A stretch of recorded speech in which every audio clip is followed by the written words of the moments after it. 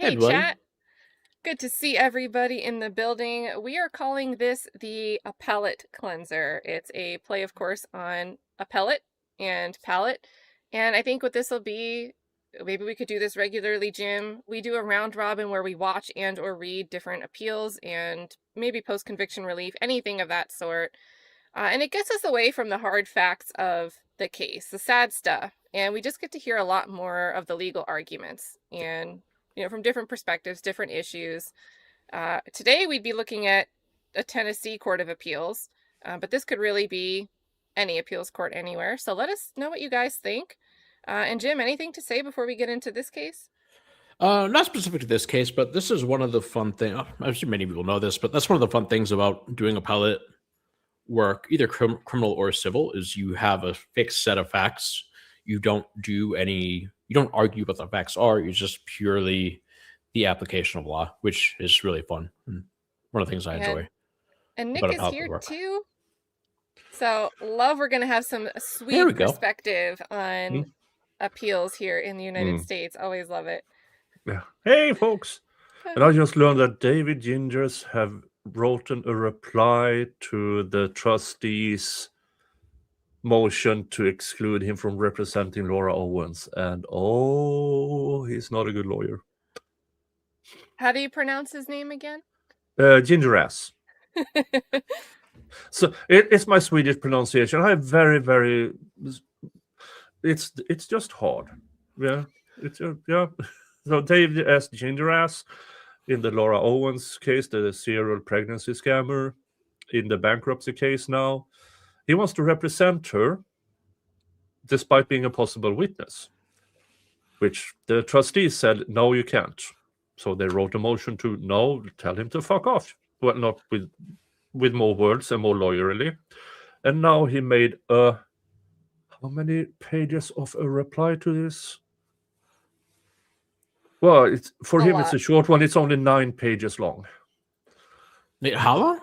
9 pages in the reply for being excluded as representing Laura Owens in the bankruptcy case. His limited scope. He only wants to represent her for 60 days, but with the option to either fuck off or stay in. That is what he is asking the court.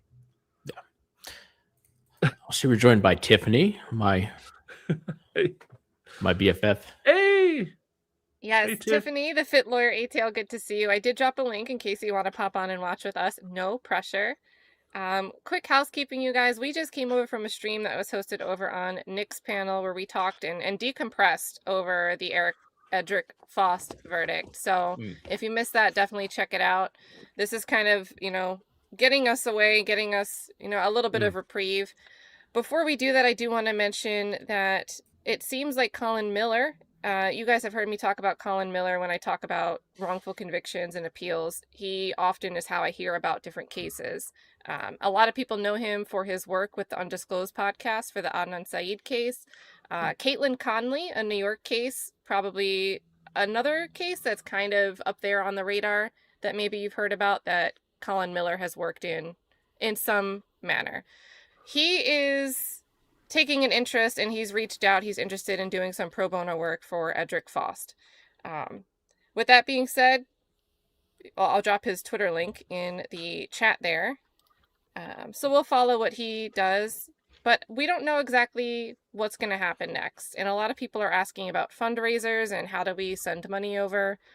And of course, I'll share what comes along, but just to answer some of the major questions that are out there, it's a bit premature to just put a collection bucket together now because we don't even know who the council is going to be, what initiatives are going to be taken next. But other than that, I think that's my checklist of housekeeping on Edric Faust updates. Yeah, I mean, again, we just did the panel over on Nick's. A little more tomorrow. Tomorrow's Thursday, right? Yeah. Sorry, so since I left the working firms, I don't know what days are anymore. But yeah, Sunday's tomorrow, so we'll know more tomorrow. I mean, the sentence is going to be life. Yeah, without parole. I don't think there's a possibility of parole on the table there. So, but we'll probably get a better idea on motion for new trial. I assume we'll file that within a week or so, and probably amended one after that. And perhaps an announcement of if Cruz withdraws to allow an ineffective assistance of counsel claim on direct appeal. You might hear that right at the sentencing hearing. So, Yeah. so there we go, guys. And also, Trikisha over celebrating on Jim's channel 5 months since doing the YouTube things. So good to Nice. see you. And everybody, Yay. wherever you're watching, hit that like button. Oh, is it on my And channel? Yeah, I have a paper clip, so it's coming from you. Oh, I should. Okay, sorry. It's only been 5 Jim is months. so new It's only to been this 5 that he months. doesn't even realize he has members and monetized. I know I have members. I just, But the surprise on your face that you have. Oh, it's mine. There we are. Okay.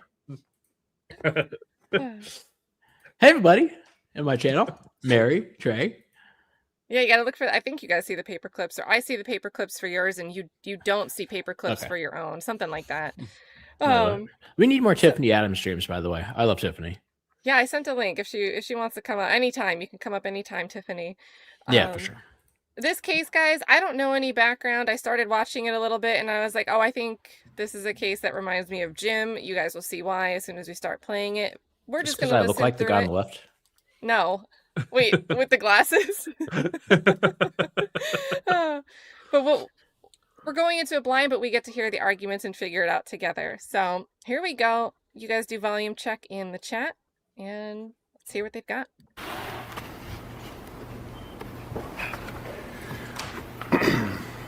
Good morning, Your Honors. If it please the Court, I'd like to reserve 2 minutes of my time for rebuttal argument. Certainly.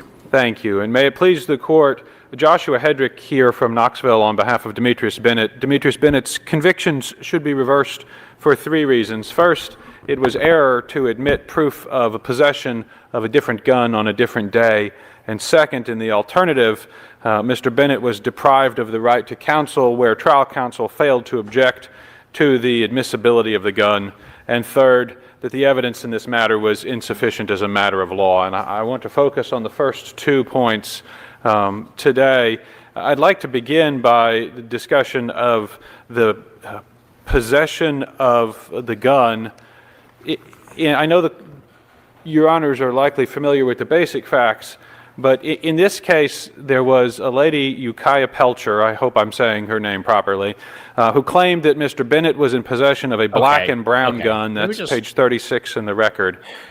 I hate when people do that. Just pick a name, decide the way you're going to say it, and then just say it. Yeah. Because the judges don't know it either.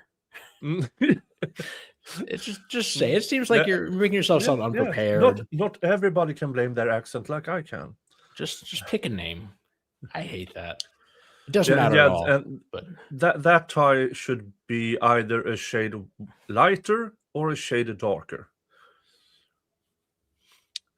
Now, folks, you have seen me in many, many types of clothing on my show. When I'm at work, I'm spotless. that tie should be spotless. It's got too many spots. Is it like You can the put a filter over radio it. frequency? Yeah. I could change. We could make him sepia. This looks like some crappy true crime show from 1990 when he turned it up like that. Oh, Lord. Now on I've never Hallmark. used that feature. I always wanted an excuse to use it, so I just jumped at the chance there. All right, Hallmark. guys. All right. So what- We made it 4 seconds before I had to go on some dumb tangent.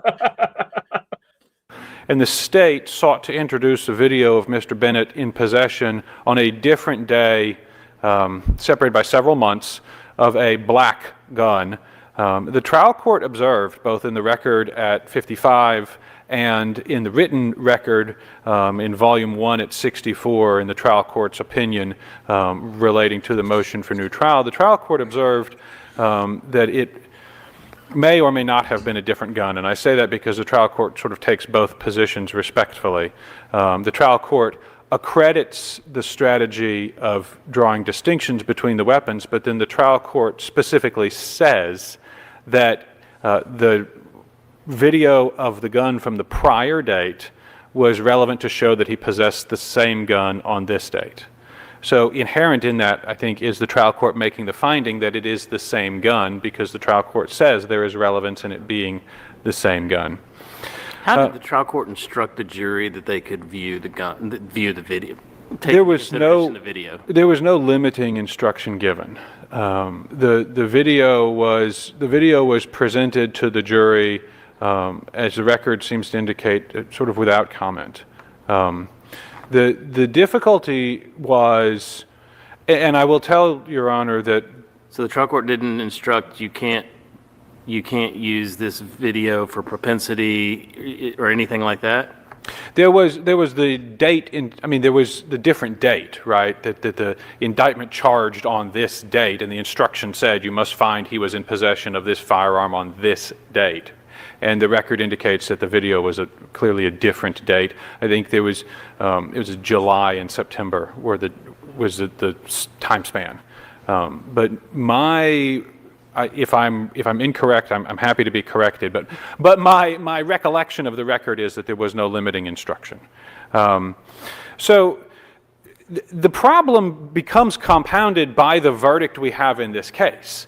And the difficulty that we have is Mr. Bennett was charged with aggravated assault, he was charged with reckless endangerment, and he was charged with possession of a weapon by a felon.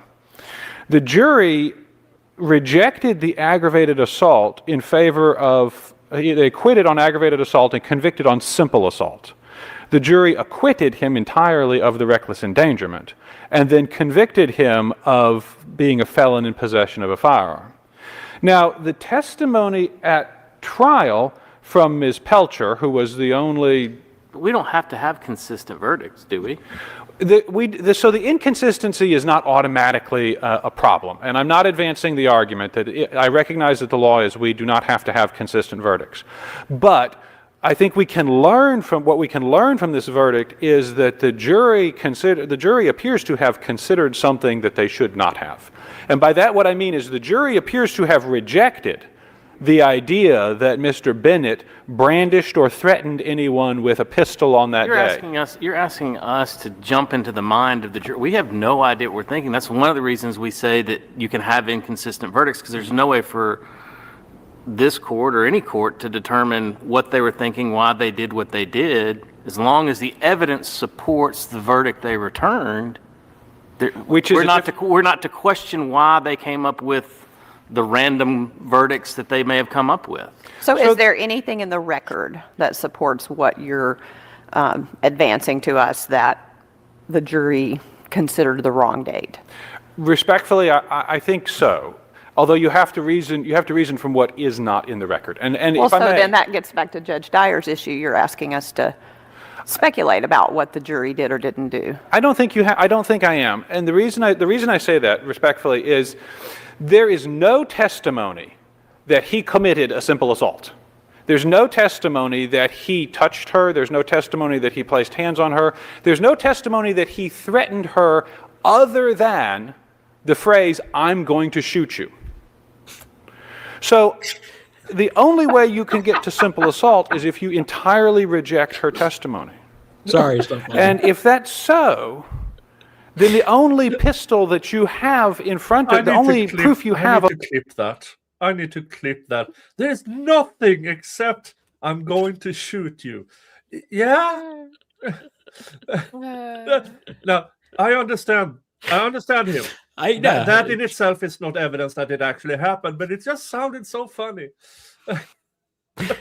Well, and it's because he's talking about simple battery rather than aggravated assault. So aggravated assault can be supported by the threat, but simple battery is not supported by the threat, and that's simple battery has to be offensive, like the touching, an actual physical contact, whereas aggravated assault can be the menacing threat, you show a gun.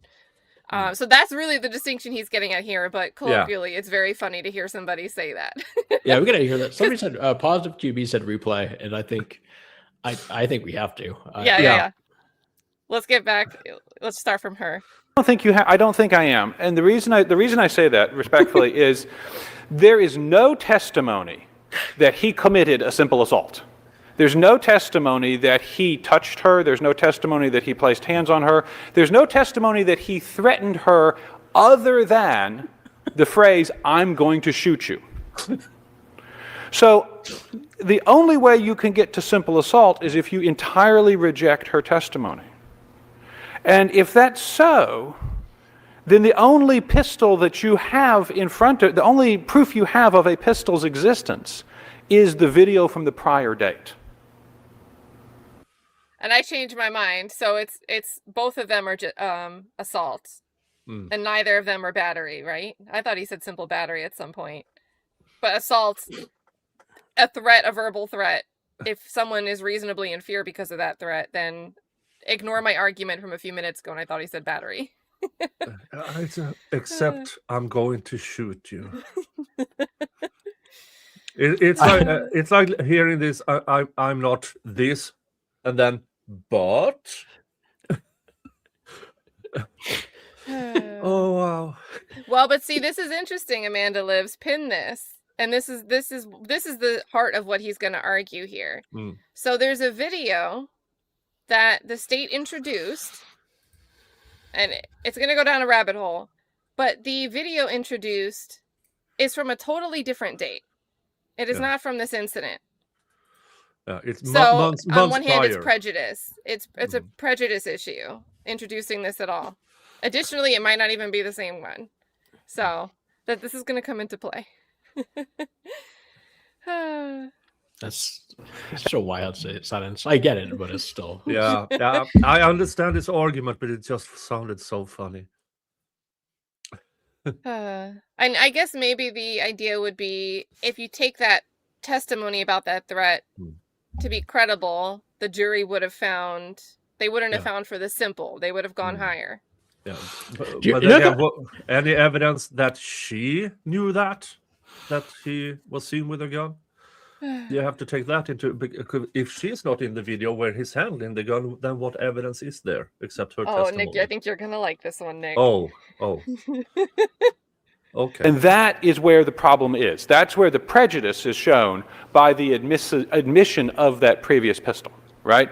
That the difficulty is that by presenting this inadmissible evidence to the jury comes to the conclusion that there was a gun, when we know the jury has rejected the concept of there being a gun. The jury has said in the aggravated assault count, there was no gun. That's not what that necessarily means, though, because we don't know why they rejected that count. That's the point. I mean, I get your argument, right? Mm-hmm. That the aggravated assault is based on the weapon. Look at all their faces. We don't know why they rejected it. Well, We don't. I mean, for all we know, there was a juror in the back that said, "I just refuse to do this." I think we should, but we have to. Don't we have to presume that the jury followed the instructions? And if we presume that the jury followed the instructions, then they would have gone through. The jury can follow the instructions, yes, but all you could have is one juror to say, "I don't believe there was a gun." One. Mm-hmm. You could have all the rest of them saying, "I believe there was a gun," but since they couldn't reach a verdict, they went to the next count. That would be following the instructions. But we know that's not true here. But also, because the they jury, convicted. Let me ask this question. If the jury followed the instructions, you said earlier that they were instructed that the possession must be the September date, not the July date. So, I mean, you can't have them follow one set of instructions and it's okay to not follow the other. I mean, were they or were they not specifically instructed about the possession on that specific date that was charged in the indictment? So that's the problem, is that if the jury said, as Judge Dyer said, if the jury said, if there's one juror who says, "I don't believe there was a gun," then that would be okay, but we know that didn't happen because how do we know because they unanimously found he did have a gun. They unanimously found that he had a gun on this date. On that date, not the prior date that was shown in the video. Which is the difficulty, right? I understand, but they were instructed it was on that date. But they cannot. So the only way that they can find that gun exists is if they reach two different decisions on the different counts. Right, which is an inconsistent verdict, but in a case like this where you have the potential, right? We have to prove on appeal that the admission of the previous video was an error, and that error prejudiced a substantial right, And in this case, the prejudice is shown by the fact that the jury reached different verdicts. Maybe it's helpful if we don't think about them as inconsistent verdicts, but if we think about them as different verdicts, that the jury reached two different decisions about what happened here. And the only way to do that is if they gave impermissible It's a better way weight to put it. to that prior possession. But that's, and I think this is, and I, Do you guys have the feeling like this is like a tennis match? Like usually either we're watching one side, the panel doesn't ask any questions, and here it's like as soon as one of the justices is asking a question, I'm like, oh, that's a good point, that's a good way to constrain it, and then he responds and I'm like, oh, okay, so we're back to the argument making sense again. And it's just like, for me, I'm like shifting back and forth a lot, and I enjoy that. I don't know what you guys think. Yeah, I think it's a good argument.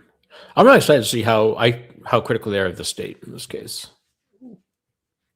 I didn't get that far. I didn't. I got to this and I was like, we've got possession, we've got a video, we've got jury saying it wasn't the top charge, but they think that he had the gun. I'm just gonna tell Jim. I understand your argument, but I think this is exactly why the law says that there's nothing, put it simply, there's nothing we can do about inconsistent verdicts. There's nothing wrong with inconsistent verdicts, because while you're making a great argument, your argument's completely speculation. And the state, when they respond, their argument is completely speculation, because no one knows what took place in that room. And no one knows why they reached the verdict they reached.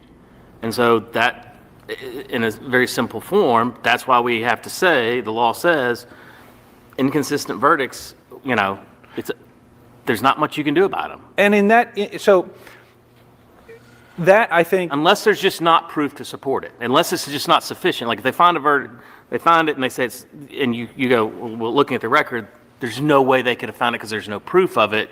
That's different. But here, there's proof of a gun. There's proof of an assault. Just because they didn't match the two to an aggravated assault and a possession of a gun, we don't know why, but they didn't. But there's proof for both of them. And what Your Honor's highlighting, I think, leads us into the second issue, which is, what you're highlighting is the reason why it was so harmful for trial counsel to not object to this, because by not objecting, we have created this issue. So I don't want to move you off of your inconsistent verdict issue, but since you just brought it up, What? you've now raised an ineffective assistance counsel claim on direct appeal. yes, And I guess my first question to you is, does your client understand that now is going to limit at some Yes. level his post-conviction Yes. should you not win this appeal? correct. Okay. And so, to that end, the trial court, I think Georgia kind of works in the reverse. Like Tennessee says, if you raise it at the Court of Appeals rather than in a post-conviction relief petition to the trial court, you waive it. But I think in Georgia, they expect that you raise it if you file at the trial court, that you raise the issue there first, and then you can only get around it and raise it at the Court of Appeals if there's like new information or like something that you just get put on notice. Or I think new counsel, new counsel can do it. Yeah, basically you just have to raise it at the first opportunity, and Like if you- 99% are gonna make the first. Yeah, opportunity usually the it's trial court. if you get new counsel, it'll be a motion for new trial. But generally, they don't like it when you can't really argue that they generally don't let you argue that you're like, if the trial attorney can't argue that he himself was ineffective on a motion for new trial, they generally don't allow that. But otherwise, it's at your first opportunity. I would love to watch that. I wish they allowed it just so we could watch them say how much they suck. But yeah, it does have to be on direct appeal, as opposed to if you don't raise it on direct appeal, it is defaulted for habeas petitions. You can't raise it again unless there's new information, like you said. Well, and then the interesting thing with that is if someone's dealing with state and federal charges, most states, a lot of states, as far anywhere that I've looked at appeals, states give you like one bite at the apple when it comes to raising a habeas petition. But if you're a federal prisoner, Supreme Court has said, no, we don't look at it the same way as states. You can have more than one effort. So I think it's just so cool how things are different in different areas. Yeah, federal, they'll usually do like a less in-depth review. Basically, just want to make sure that you There's weren't some totally. merit. Yeah. State habeas, you generally get a little bit more depth. Sweet. Good stuff. Trial court, in finding this, so the issue, of course, is how did we get to this argument that we're having right now? And that is because trial counsel failed to object to the prior gun. The prior gun, as we know, the case law is plain, that possession of a different weapon on a different day is not relevant evidence. In addition to a 404 issue, it just simply isn't relevant, right? And in this case, trial counsel explained that he did not object because he had a strategy of showing the jury that the guns were different, right? Now, that strategy was a bad strategy. Moronic. The trial court Unreasonable? makes somewhat of a confusing ruling because the trial court rules that strategy was reasonable and then rules that, and I quote, the evidence was very relevant to the material issue of whether the defendant strategy owned after the... you got it denied. Yeah, it's not an either or, which is kind of what the trial court is saying. You can just just object, and then if they say no, then you can argue the Strategize second it. point. Yeah. same firearm around the time of the alleged offense. And that's in the record at 64, in the written ruling. And so the trouble is that the trial court has found, the factual findings of the trial court are problematic because the trial court has found that it was a reasonable strategy to argue the guns are different and the guns are the same. And so if the guns are the same, then it is not a reasonable strategy. And I'd suggest to the court that the strategy of comparing the guns is inherently an admission that he had guns. If you're saying it's a different gun, you are conceding the felon in possession. That is respectfully, not a sound and sensible trial strategy to concede the felon in possession. So I think this was kind of masterful. Like the argument he just made is plain on its face, but I think what he's doing is masterful because he's using the trial court's ruling to say that it's not sensible. Because the trial court's like, it's clearly the same gun, and this defense attorney just wanted to argue it was two different guns. For whatever reason in his head, thought would be compelling at trial. Yeah. So you have the trial. He's relying on the trial judge making. Yeah. Yeah. And I liked how oh shit, I'm losing this type. And the switch over to the next argument, that was good because he was clearly losing the other one. Yeah, let me move on here. Yeah, I think that was particularly bad because the judges were like, yeah, if this is really smart, we love this argument. It loses, but you did a really great job of making this argument. The surgery was successful. The patient died. The kiss of death, exactly. Oh my goodness. It is a better strategy to have the jury hear about fewer guns. Because that's what we're saying, was it a reasonable strategy to tell the jury, hey, that gun, he had a gun, he just had a different gun. Let's run this back in full because I think it'd be great in full. He's really good. Of comparing the guns is inherently an admission that he had guns. Yeah. If you're saying it's a different gun, you are conceding the felon in possession. Yeah. That is respectfully, not a sound and sensible trial strategy to concede the felon in possession. It is a better strategy to have the jury hear about fewer guns. Because that's what we're saying, was it a reasonable strategy to tell the jury, hey, that gun, he had a gun, he just had a different gun, is not a reasonable strategy when compared to the strategy of saying, we should not tell the jury about the other guns he has. That's not a sensible trial strategy. And it It's seen in the jury verdict because, as we have discussed at length, the jury found him guilty of being a felon in possession, and I would submit to you that that was in part because of trial counsel's strategy of saying, yeah, it's a gun, it's just not the same gun. That is not a sensible trial strategy. They're not going to like There this. it is not entitled to that deference, especially when the law clearly establishes that this is not relevant evidence, that there should have been a 404 argument. It is a little hard to tell from the court's ruling whether the court found this was a different gun or not, but that issue should have been raised. That issue should have been raised because it is the only reason that the jury heard about this other gun. The only reason we're having this debate about the inconsistent verdicts is that the jury was told about guns it didn't need to hear about. And on a trial strategy of I did the crime. And that is not a sensible trial strategy and should not be entitled to deference. And for that reason, there is a... It's from the back. I think there's a channel emoji for that still, courtesy of Woody. That issue should have been raised because isn't a valid legal defense.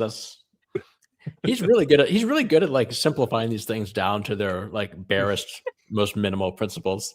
Yep. In a really funny way that wouldn't be funny in the same room, but watching it from afar, it's really funny. Yeah, I think it's because the camera's right on him. Like, if you're sitting behind him, it probably wouldn't have the same effect. Oh man, He's really good. He's a really good lawyer. Yeah, I'm enjoying it. And I think it's interesting to watch an appeal that's not a murder case. Yeah. Like, Yeah. It's a nice refresher. Can you imagine this guy arguing- Nobody died in the commission of this crime. Yes. It was just a threat. It was only a threat. It was just, I'm going to shoot you. Did he say, I'm going to shoot you with this gun? Maybe. We need to find the trial. This is probably like a 1-day trial. We need to find it. Oh. Oh, wait. His name was probably at the beginning, maybe? All right, where are we? We're 1422. Let's see if he reads his name.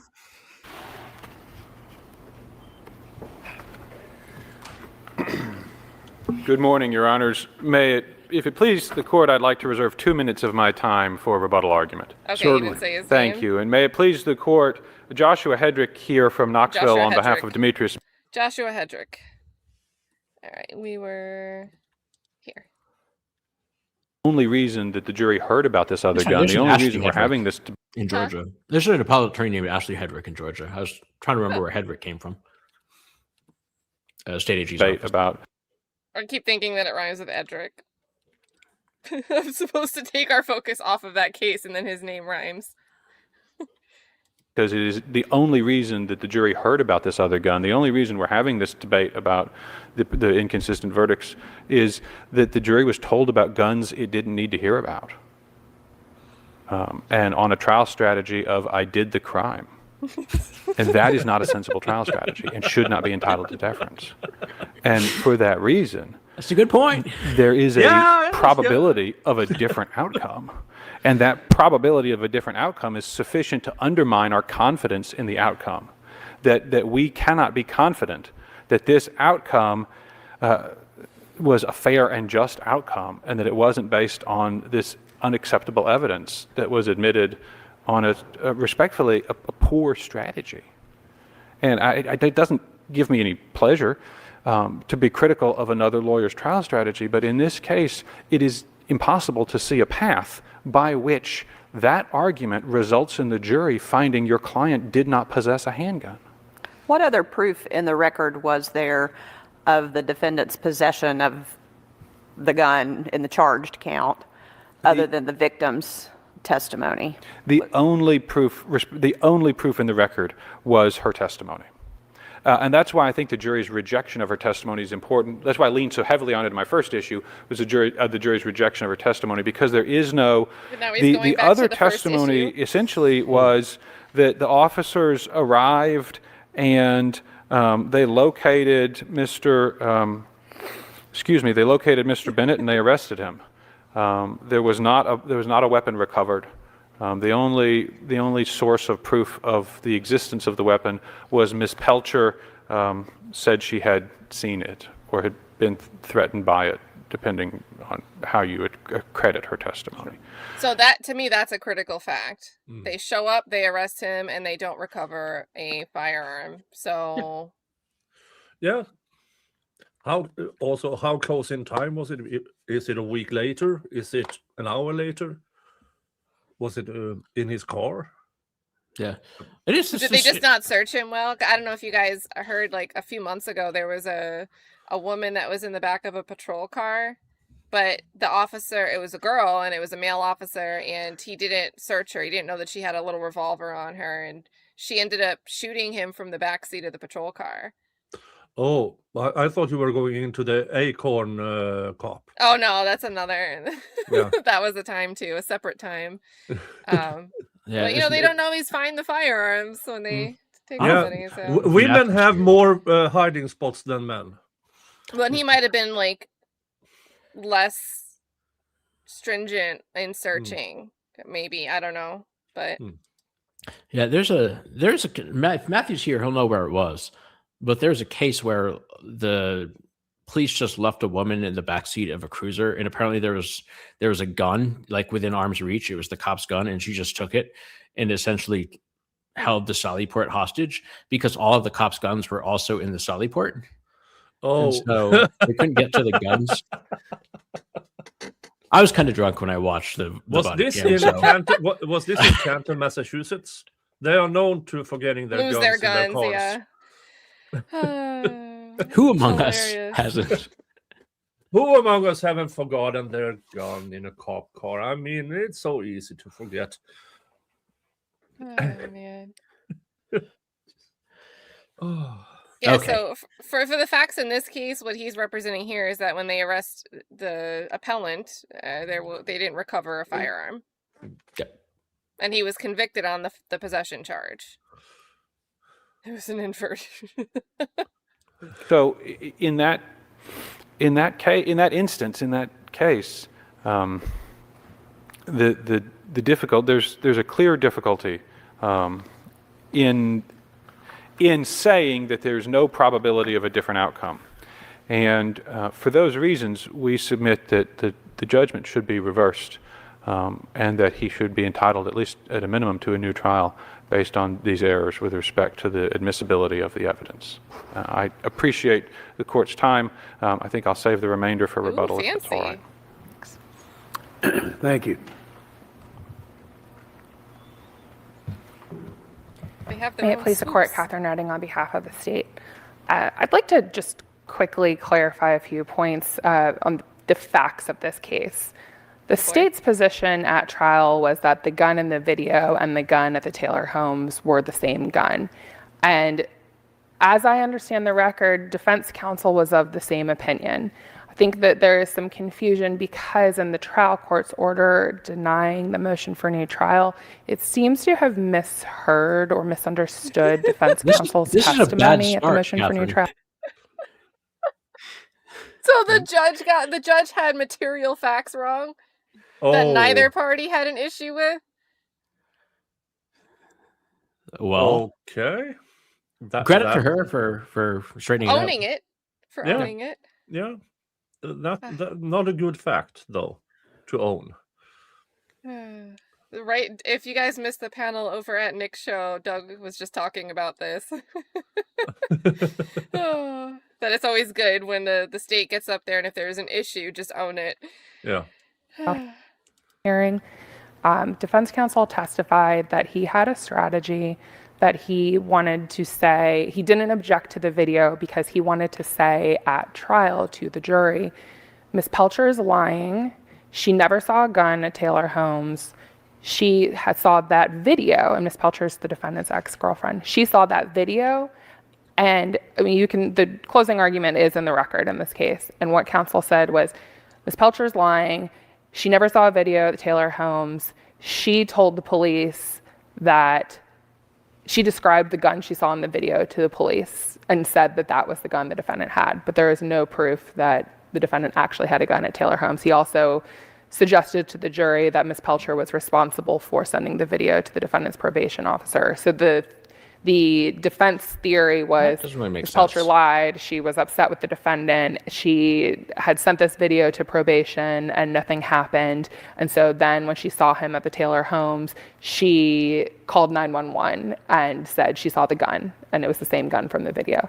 So I think the trial court seemed a bit confused about defense counsel's testimony. So I think that's where some of the confusion comes from. But the testimony at the motion for new trial hearing, she was like a and remand, then at least. What's going on Look, here? she's like, do I really have to go through Look at her all face. this? Look Yeah. at her face. Yeah. I'm sorry I have to say this, but Yeah. We should take a screenshot for the memories. We'll make a scrapbook of our. I like her. She's yeah, she's laying her cards on the table. she's very, very honest. The trial She's more or judge less is saying confused. the judge was kind of stupid. I reserve my right to change my opinion if she says something that I don't like. Always a rule on this channel. The arguments at trial all indicate that both the defense attorney and the prosecutor were arguing it's the same gun, or that the gun in the video matches the description from the Taylor homes. So just to clarify that point. So Would that be a reasonable strategy of trial counsel then, to not make some kind of objection to keep it out if it was the same gun? That's even more propensity type evidence. Exactly. well, that was the, so it gets to the ineffective assistance of counsel claim. It's the state's position that the defendant is not entitled to relief on that because trial counsel made a reasonable strategic decision not to object to the video of the Okay, gun. yeah, that's the as question. I've That's the said, question she just asked you. counsel, I don't his like whole anymore. argument was Ms. Pelcher is lying, and he That's relied on relevant. the video. That's separate and apart from the video. Yeah. If you don't have the video, you don't even have to make the argument. Yeah. That's right. And Armin. isn't- Yeah, if Like the they- video's out, the gun is not in evidence. So You don't have to. no, oh, go ahead, no. Nick. I was gonna say they moved on. The appellant moved on to the second argument, and the judge was like, "Okay, we're interested in this one." And then the state now gets up there, and then they're like, "Hold on, now that first argument was good." Oh, you're saying the judge got that wrong? Oh, no. Oh my goodness! Now we understand what he was trying to say. And Yeah, all quite- stemming from the state, like, and it'll relate to something we're going to watch after that I've already read ahead of time, but the idea that prosecutors are for the people, so they should want to, it could be on their table to say, hey, look, this other video from another point in time could be prejudicial. They could have had the discretion to not even bring this video in and just argue everything else as the facts. Mm. Like, and we wouldn't be here. We wouldn't be here, at least for this issue. Yeah, and I think it gets back to his funny little catch line about like you want less guns in evidence, not more guns Yeah, in evidence. especially if you're already a felon. Having Yep. a gun in evidence is quite damning. If the charge is possession of gun and you on video have possession of gun.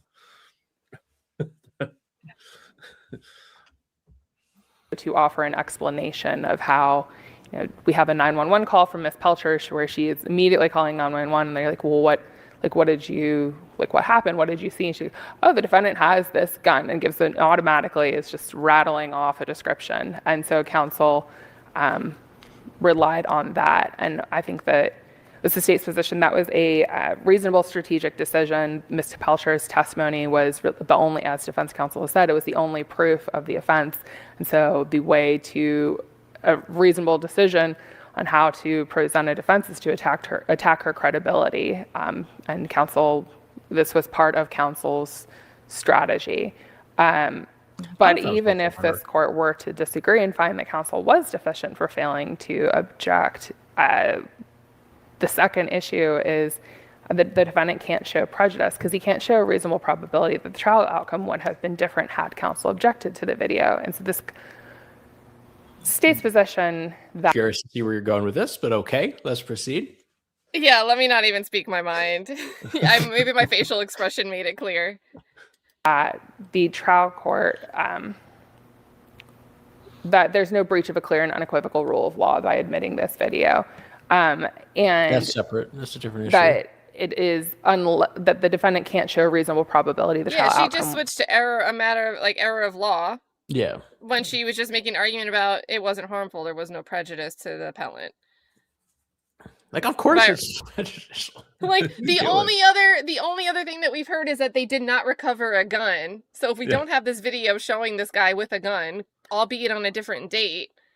Yeah, I mean, essentially, she's saying that like the defense wouldn't have been able to say that what's her name? I'm doing the thing that I said you shouldn't do, and Pulcher, whatever her name is, wouldn't have been able to lie about a gun. Will lie to describe a gun unless she had seen a specific picture of a gun previously. Like, people know what guns look like. It just doesn't make any sense. Yeah, and unfortunately, she just said, rattled off exactly what the gun looked like, and we don't know what that description is based on her recitation of it. And honestly, if it was too specific, that would be a credibility issue for me if you didn't, like you were trying too hard to know what to say. The trial court would have excluded this video, but even if the court had granted the motion, had excluded the video, the defendant still can't show a reasonable probability that the trial outcome would have been different, because we don't know exactly what the jury was thinking, nor should we try to inquire into their deliberations. But what we have is Ms. Pelcher, the only witness testifying she saw the defendant with the gun. We have a jury showing with its verdict that it found her credible because it did find that the defendant had a gun. Yeah, because of the fucking video. Sorry. the verdict would have been different if they had to have the gun, because they found that he had a gun. So obviously that means they would have found that he had a gun no matter what happens, because they said that he found a gun because he had a gun. What? What are you doing? Well, and they didn't think she was credible enough to really, like, the verbal threat was, I'll shoot you, or in the face, or whatever it was. But they didn't find that was the aggravated assault. They just found simple assault. So I think that is going back to what her laying this out makes the first argument of Hedrick make more sense. Oh boy. Of assault and 2 counts of unlawful possession of a weapon and evading arrest. The fact that the jury declined to return guilty verdicts on all of the charges does not necessarily mean that the jury found her incredible. I think that this is a case, and the court will have the record, but it is more likely that the state just didn't prove aggravated assault. Did the court give any instruction on how they can view the video versus the testimony? So I don't recall a contemporaneous limiting instruction, but we do have an instruction to the jury during closing the final instructions, where the court told the jury that the state had to have proven beyond a reasonable doubt that the defendant had been set out the elements for the unlawful possession, but specifically says, just to be clear, we're talking about the date of September 16th, 2021 at Walter P. Taylor Homes, not the video. So that's not the instruction that would be relevant here. Would you even argue this if you I mean, I guess she was asked. I mean, but like she's the state, so yeah, she has to argue it. I mean, he's clearly asking, was there any instruction given, like, hey, you're not supposed to consider this? It's the typical, for propensity, bad character, prior, that type of instruction. You should only be, I forget how exactly they word it, but I think every state has their own little model instruction. Not a, hey, these are the elements of the information, the indictment that you're asked. And if you don't have the video, you don't have to do that at all. Just kind of sidesteps the whole issue. 16th, 2021 at Walter P. Taylor Homes, not the video. So there wasn't this, You can't consider just because he had it then, he had it now, but it was very clear to the jury that in order to find the defendant guilty, he had to find That he had the gun that day. not that he had it in the video. And it was very clear to the jury the video predated the offense date by several months. That doesn't make it less because the jury prejudicial. heard from the probation officer or supervisor that she received the video in either June, I believe it was June or July. And All right, so as a layperson, it seems like she's trying to say that the credibility is there because she described a gun and defendant has had a gun before. But that's the very issue that it sounds like the trial court, maybe the confusion or maybe what he was trying to point out, and she's taking the argument as literal. I haven't seen the order. But the idea that somebody, it goes to, it could unnecessarily bolster Pelcher's credibility. Because if you're accusing someone of having a gun, even if they're not found with it, if you show something where it shows they typically carry a gun, then you might say, hey, you might be more inclined to think the police just didn't find it. And you might not even think of that if this video wasn't admitted in evidence. So I don't see how that could be. Yeah. Now, if harmless. the charge was only felon in possession, then this evidence would have been examined in a different way. Okay, is the timestamp correct? Is this before or after he became a felon? All of that stuff. Or I just don't- prosecute him for the video. Well, yeah, The date of the video, I mean. yeah. But it seems like the trial strategy was, as they said, oh, he had a gun, just not that gun. Oh no! You didn't even challenge the video? Yeah, I don't get it. The data surrounding the video, how it came into possession. Yeah. Yeah, The more I think about it, the more I like the argument. Like, we want less guns, less gun video, Less- less yeah, guns, less- not more guns. I did these crimes is not a good defense strategy. No, Yeah. rarely. Yeah, I did it, but find me not guilty. I mean, that might be a lawyer slogan. Just because you killed somebody, you might not be guilty of it. It's potentially criminal. Yeah, I think especially in this case where you only have one eyewitness who Yeah. apparently has some kind of history with the defendant. And then you're like, no, let's get the video of him doing the objective video of him having a gun into evidence. Yeah, because it bolsters her credibility, and it's Yeah.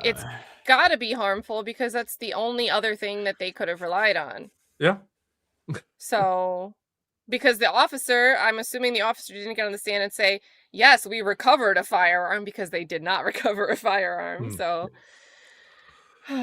Lord, what a And time. it was also clear the offense occurred in September. So that was clear to the jury. And so it's the state's position the defendant has not shown both Strickland factors for ineffective assistance of counsel.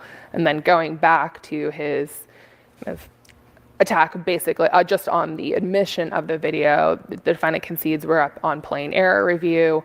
And I think the defendant has to establish all 5 factors, and this is a case, it's rare, but this is a case where we have testimony from trial counsel that they made a strategic decision not to object. And so this is a case where this court can find that the defendant cannot show that he didn't waive the issue for tactical reasons, because we How do you guys feel about an attorney saying that it wasn't ineffective assistance of counsel about themselves? Okay, like you can have, just because it is a strategic decision isn't the full analysis. You see this shortcut all the time. It has to be a reasonable strategic decision. Yeah. Like you can like you can be just an idiot in your strategy. You can be like admitting that your client did everything. And if you're an Like, that's idiot, your you're more strategy. inclined to say it was a good strategy. You're going to Yeah. continue Folks, maintaining down that Daryl pathway. Brooks would have objected. Yeah, it doesn't even have to be a good strategy. It just has to be like somewhere, No, And now, some reasonable attorney could make it, even if it's a bad strategy. That's Yeah. not enough. But just having a strategy doesn't mean it's not ineffective assistance. That's just a misstatement of the law. now Darrell Brooks' reasoning behind it, the objection would have been interesting, but it would still have objected against evidence coming in against him. And then could have been ineffective because of the wrong legal basis raised. Yeah. Moon Goddess says, could the jury have convicted him for having the gun based on the video, which was when he was then committing the gun crime? Which I'm guessing if jurors did that, that's also an issue. So this is a two-pronged type of consideration here, right? So the information should give the time frame. The indictment should give the time frame. And then the judge at the end did recite. It sounded like the judge just read the indictment and included the date during the jury charges, the jury instructions. But the other issue here is that you're supposed to assume that the jury follows instructions. So for the consideration of these appellate arguments, all the appellant, the appellee, the justices, they should assume that that's not why the jury convicted. So really the analysis would be that video, the argument that video made them more inclined, just for the sake of propensity issues, to convict on the possession of the date in question. So that's why they're making it the video itself shouldn't have been admissible, because it prejudiced the defendant as it related to that possession charge for the date in question. So it seems like a long way to get there, but essentially, yes. But they have to argue it a different way.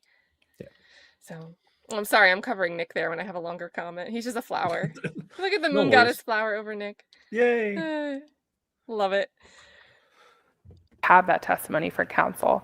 But the state's position is, even if this court finds that that's not, disagrees, that he can't show the breach of a clear and unequivocal rule of law. The video was relevant because it showed that on the day prior to the offense, he had access to a gun that matched the description, made it more probable that he possessed the gun. But more important, he can't show that a substantial right was adversely affected.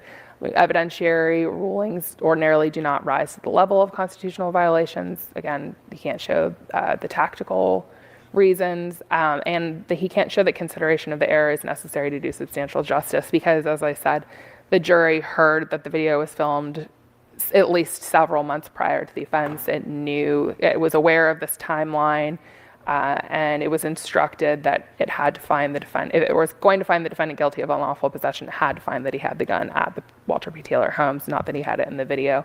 And the jury's verdict demonstrates that it carefully considered the proof at the trial. It didn't just convict the defendant because it saw this video. It, in fact, declined to convict him of reckless endangerment and declined to convict him of aggravated assault, and instead only found him guilty of the lesser included of assault. Can you help me understand? It's been a while since I've read the briefs, but you've got an indictment that charges this defendant with several crimes, all occurring on the same date at the same place. Yes. And one of them is ag assault, presumably based on him having a weapon, and the other is possession of a weapon. Yes. What did the defendant testify at trial? No. So then I want to know, the state has the burden of proving the guilt of these crimes on this date at this time. What was the theory that the state would use in trying to introduce a video of this same defendant with a weapon at a different time, at a different place, other than to show he has a propensity to go armed? I mean, I can't figure out how it wouldn't pretty much be a blatant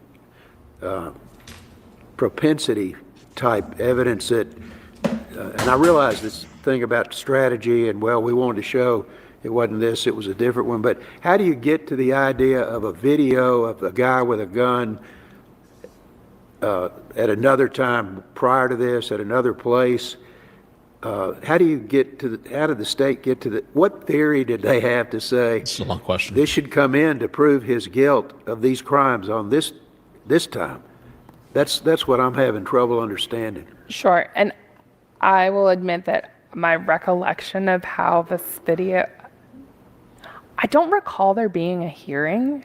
I think that makes sense given that the defendant didn't object, so there wasn't a full 404B not the hearing question. where counsel for the state had to make an argument. It really just came in. And obviously the It record just will happened. speak for itself. It just but did. Whoopsie. I can't recall whether This the is bad. state articulated a specific I do believe the reason to prosecution has an support. obligation to only present evidence they know can have a chance of being admitted. Yeah, I don't know. Not based on trials I've seen, but in theory, only try to admit evidence that has a reasonable chance of being admitted. It should be, code of conduct, a reference to a code of conduct thing. Well, you miss all the shots you don't take. Yeah, So yeah, I that's think it. that was the logic here, and it worked Yeah. because no one objected. reason- Maybe the trial judge's order was because that was the only conceivable way the trial judge would think he didn't object. Even though that's not actually how it played out, but maybe just in the trial court's mind to make it make sense. They just assumed and took for granted what the strategy may or may not have been. I don't know. Yeah, the spaghetti method. Throw everything at the wall. I guess the main reason I'm asking this is obviously the lady who testified that she was assaulted, and we've got some different interpretations apparently of her credibility by the jury's verdict, this, that, and the other. But he was convicted of, and I guess it's probably the most serious of the offenses, having a weapon as a prior felon or whatever that charge was. He was convicted of that, and so the weapon issue is a pretty important issue, and you sort of get to the idea that his argument would be, well, it sure bolstered the state's case to show, well, this is a guy in a previous video who had a gun, so he probably had one this day too, and it goes around with a gun.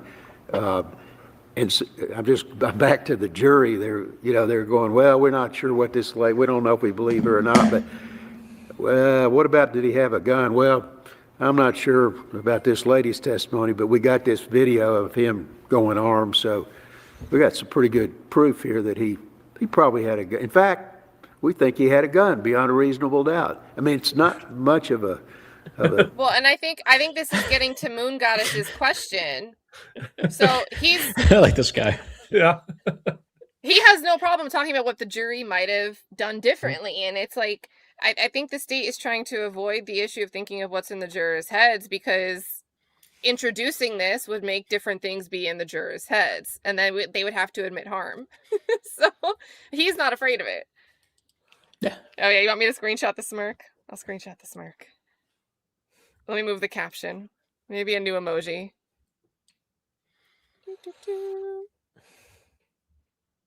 There we go. We'll get a new channel emoji. We'll get a panel of judges going. I'll send this to you guys in case you want it. extra I have step so many there. of George Simpson, so I gotta get like a mosaic going. Build one ultimate judge with pictures of all the other judges. yeah, I believe I have over 20 screenshots of George Simpson going.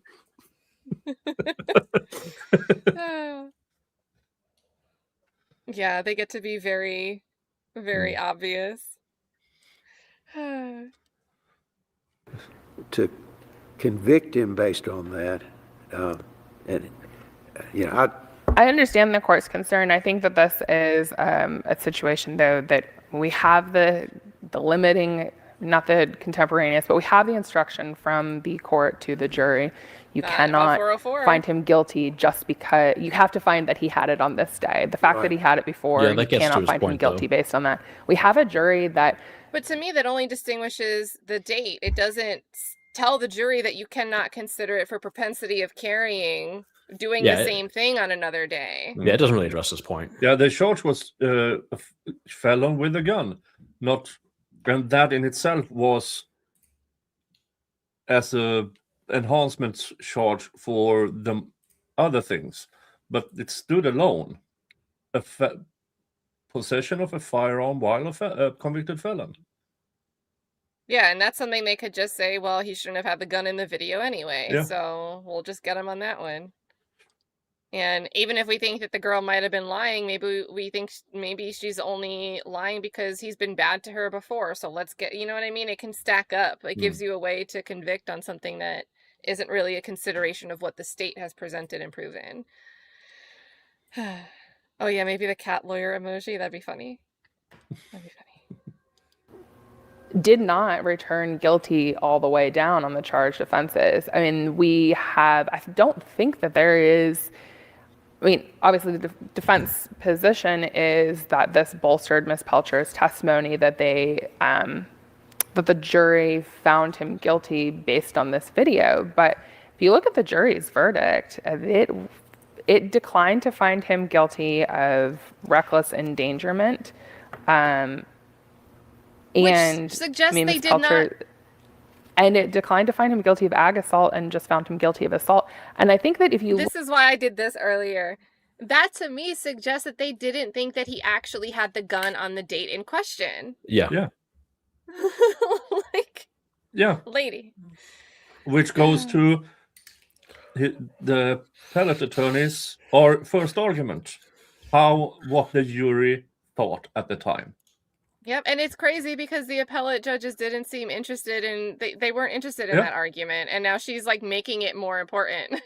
Yeah. Oh. Yeah, it's also funny that now she's getting into the jury reasoning the way the appellate lawyer did. And the defense attorney off screen is going, Yeah. Oh yeah, that'd be nice if they panned out to see his face a little. just the biggest smile over there at that table. This is a great idea, Matthew says. Just fill the wall with judge expressions. It's a great idea. It might happen. I have to set up my printer, though.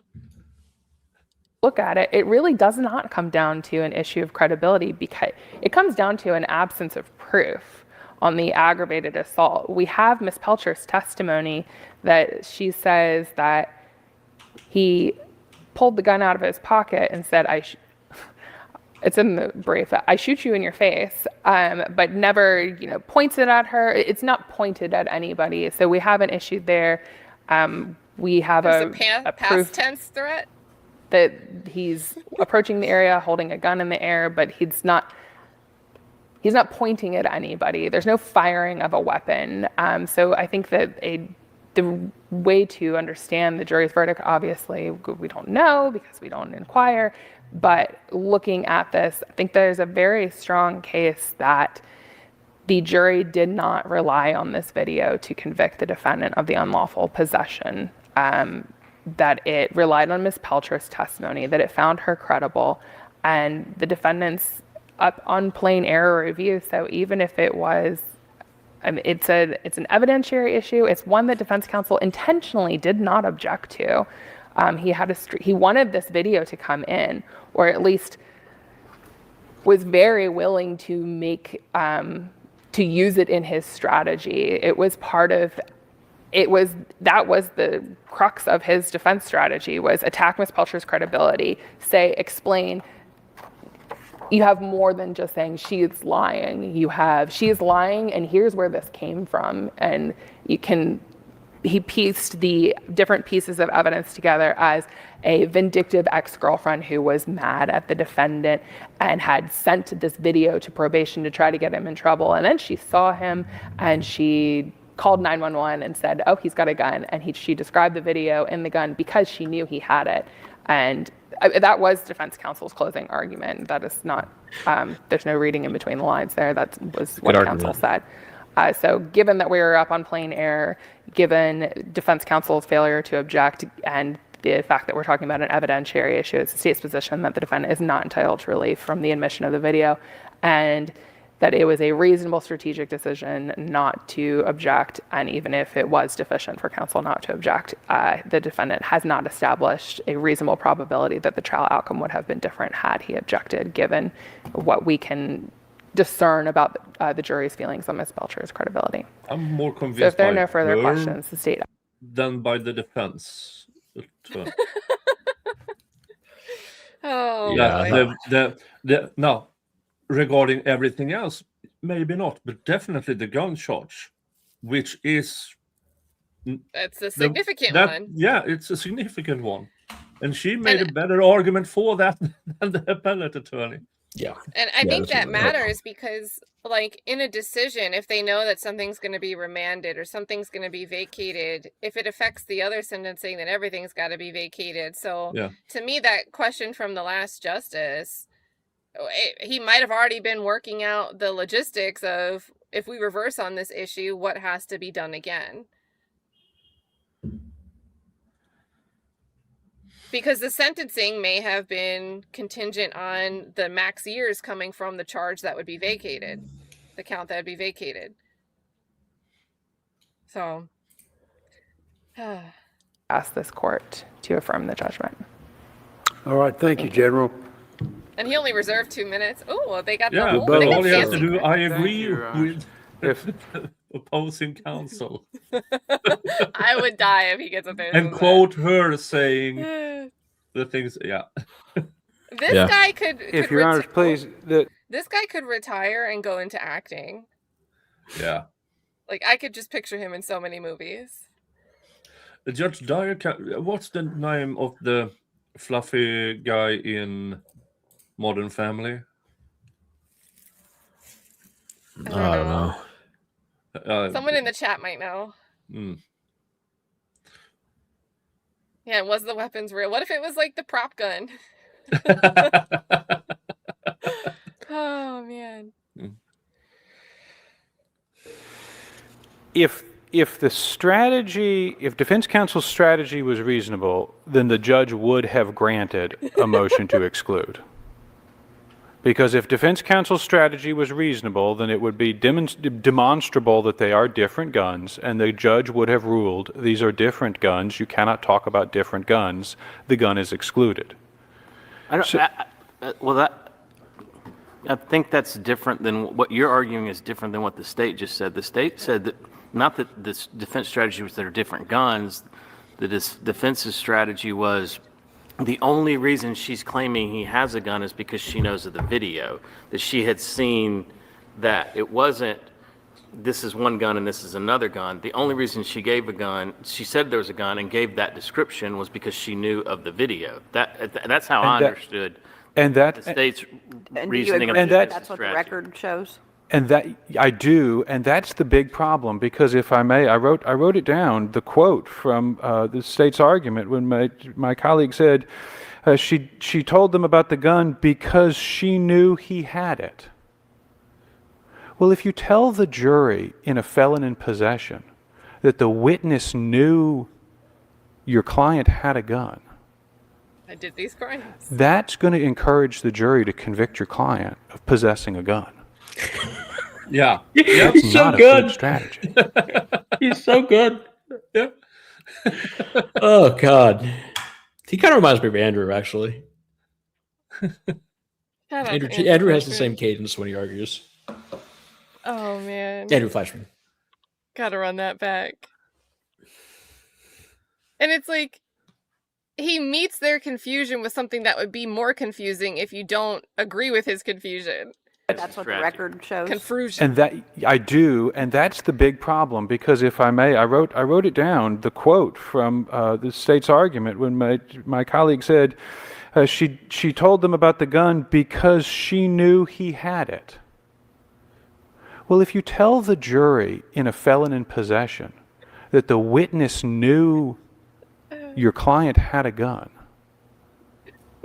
that's going to encourage the jury to convict your client of possessing a gun. That's not a good strategy. You can't go to the jury and say, she knew he had a gun. But if the trial You're- court says you have to convict him for having a gun that day, you can't convict him for having a video. But the video is bolstering the credibility of. So let's take what the state's told you. The state has told you that the jury carefully considered what she said and rejected the portions of what she said, except for the portions that were. I see that I'm out That's a of good time, but if I point. It's gonna may be a good briefly. Go ahead. Rejected what they said, except for the portions that were backed up by the video. So if the video were not there, then they would have rejected the testimony. The video is what rescues that conviction from the jury's conclusion that she's not being, that there's no proof. However you want to consider it. The video is what rescues that. And the only reason that video is there is because nobody objected. And that's the problem, respectfully. Thank you.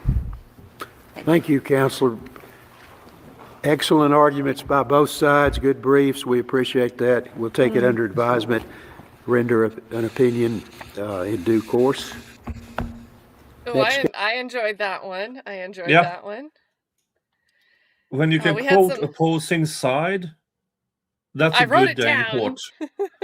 It's a good day in court when you can quote opposing side for your arguments. Yeah, that was good. Yeah.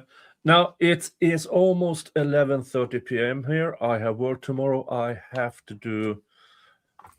Work I'm, things, I, adult I'm things. writing an off I fuck motion, and off I fuck. Good to have you on, Nick. Thank you. Thanks for having me on. And folks, Friday, 5 p.m. as always, a panel show over at my place, the Slightly Buzzed panel show. You know it. I'll be there. Yeah. That's good. Yeah. See you, folks. Bye-bye. All right, Jim, do you want to do another video or do you want to read one? Because the Court of Appeals, it looked like, I think they're all in the same court, not different districts. They did Yeah. 1, 2, 3, 4, 5, 6, 7 today. 7 oral arguments. Oh man, how long is this one? Maybe I could do one more. They're all like 36 minutes. I I don't know any backing, but 3 of them start with, well, never mind. I think they're video person. There's one where the state of Tennessee is the second in the caption. Maybe that'd be more interesting to watch. Yeah, let's do that one. Okay. Hey, Hunt. So this one, oh, it doesn't have closed captions. Ooh. So, all right, this one is Vernon Lee Ivy, the state of Tennessee. This honorable court of Tennessee is now in session. Please be seated. Thank you, Mr. Clerk. Call the next case, please, sir. Yes, Your Honor. Vernon Lee Ivy v. State of Tennessee.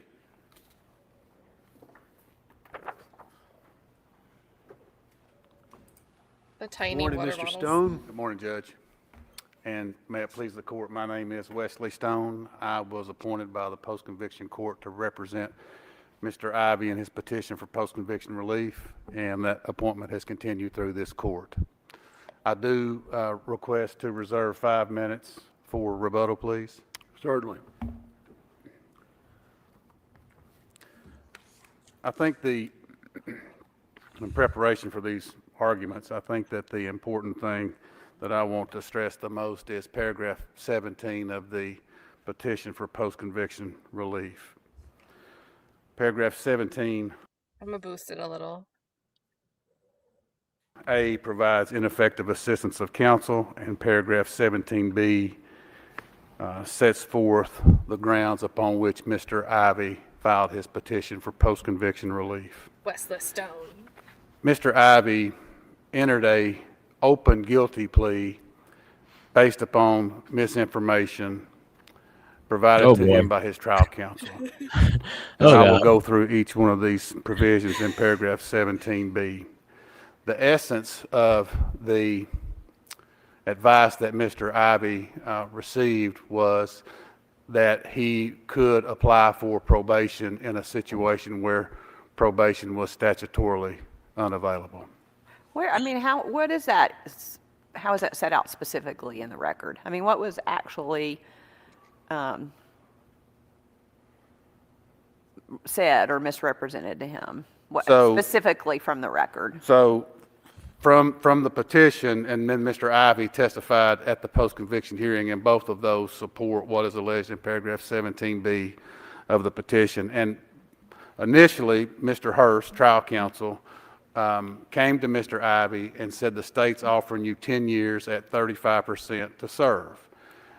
They continued their negotiations. Mr. Hurst went and talked to the prosecutor, came back to Mr. Ivey and said that he and the prosecutor believed that he would not be sentenced any less than 10 years nor more than 12 for a total effective sentence, and that sentence in 17737 would be consecutive. There would be a consecutive sentence regarding two other cases, 18329 and 18330. In that conversation, as bore out both in that allegation and Mr. Ivey's testimony, there is a discussion about probation.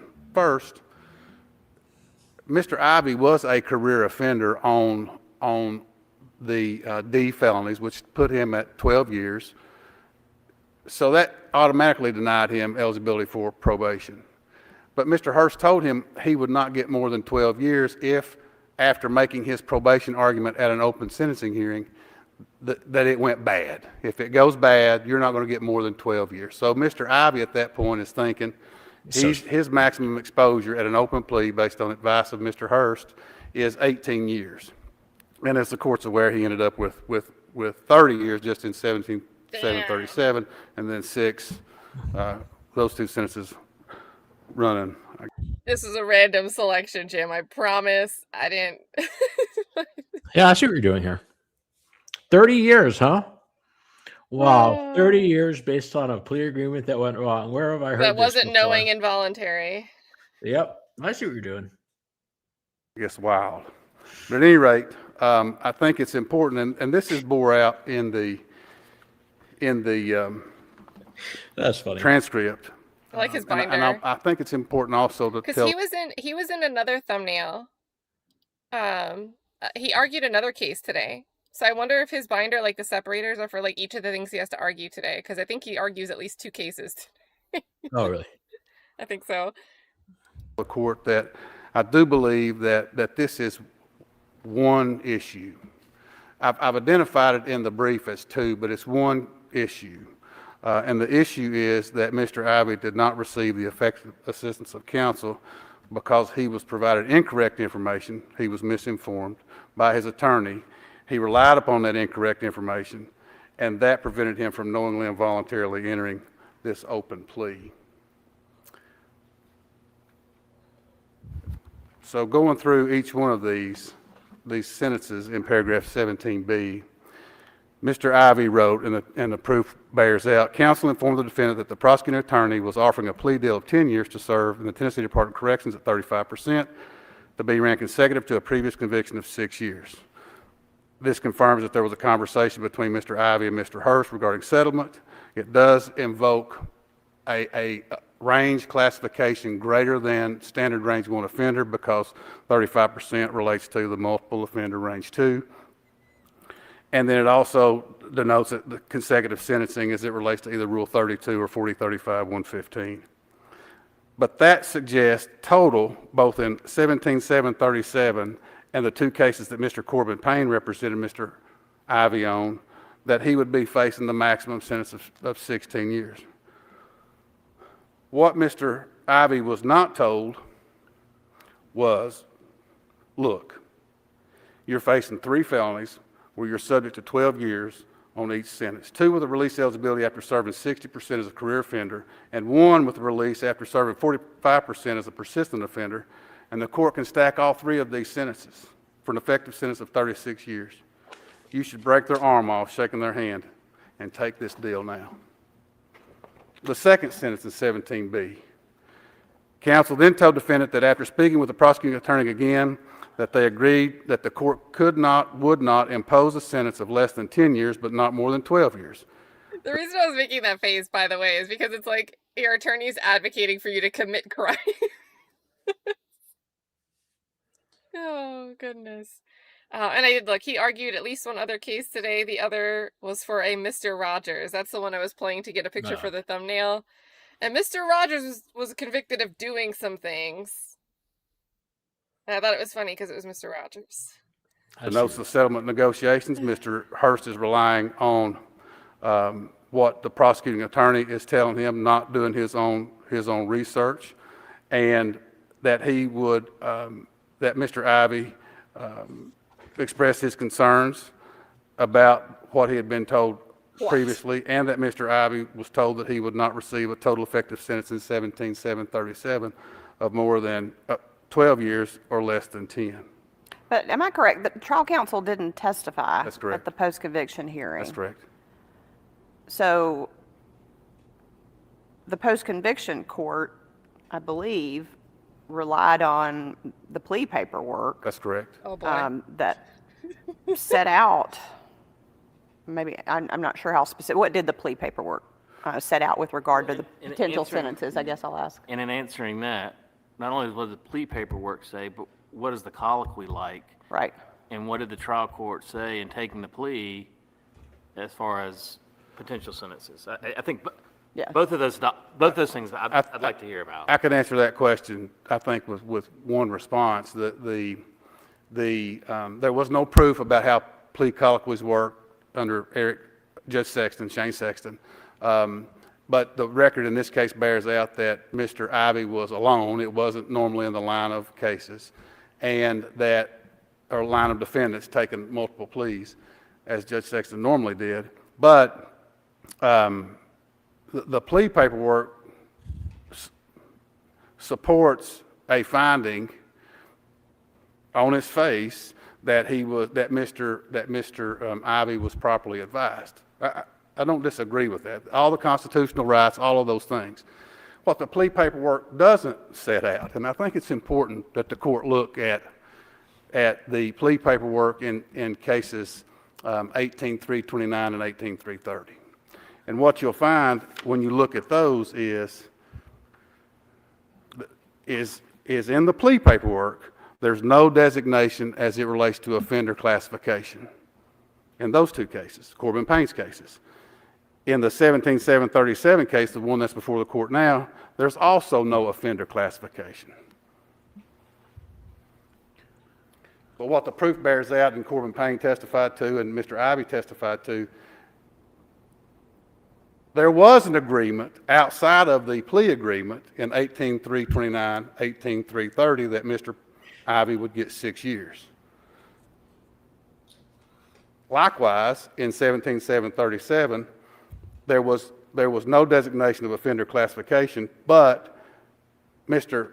Ivey is relying on his counsel in this case that he's not going to get more than 12 years and not less than 10. So I know that, and I don't want to get ahead of myself, that's why I reserved 5 minutes for rebuttal. I know that the state has argued that the record is incomplete because there's no plea colloquy. Well, how can we evaluate this without the plea colloquy to know what the defendant knew or didn't know? I think it's simple. I think the court can presume that the plea colloquy was done consistent and according to law.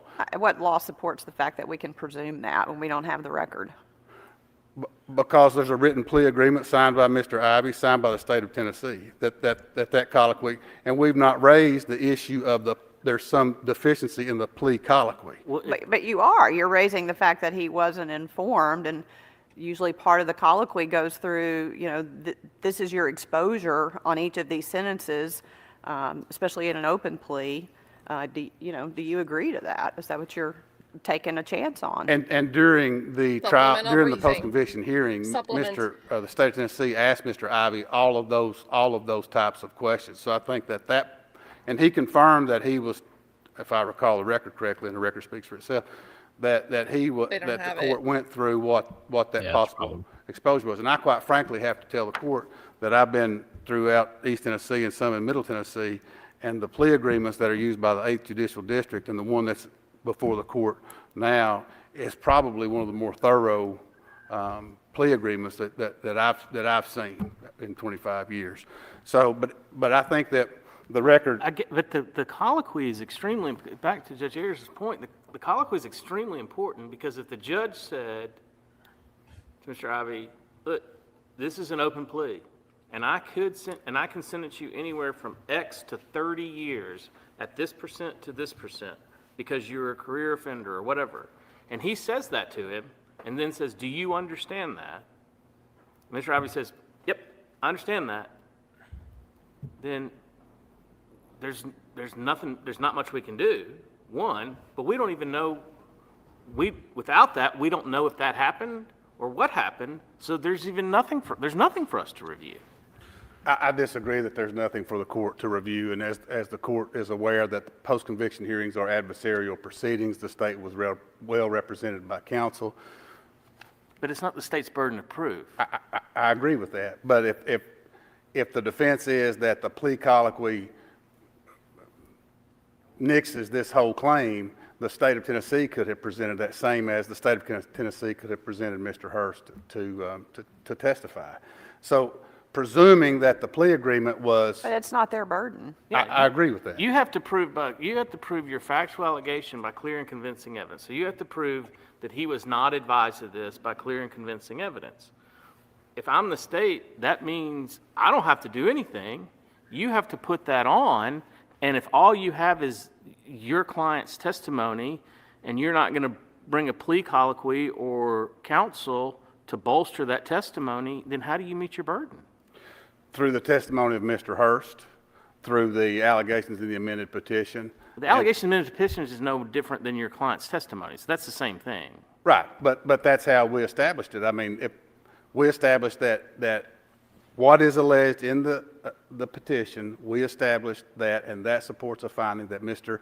Ivey's plea was not knowingly and voluntarily entered, same as in the Grindstaff case. Same as in that particular case. And I'm not sure if, and we rely on Grindstaff in our case, but I'm not sure if the record in that case had a plea colloquy transcript either. He was misinformed. He was told that his trial counsel would seek probation when probation was statutorily ineligible, and he was told he would not receive a sentence of greater than 12 years. Based on those representations in 17-737, while he's got a bird in the hand 6-year sentence in 18-329 and 330, he entered his open plea in his 17-737, same as Grindstaff did in their case. And this court, I think the Supreme Court concluded that Mr. Grindstaff's he was misinformed as part of his plea because his open plea, he was statutorily ineligible for probation, but his counsel was telling that he was eligible for probation and he was going to ask for alternative sentencing. So I think that to analyze this case, the court does not need the transcript of the plea colloquy.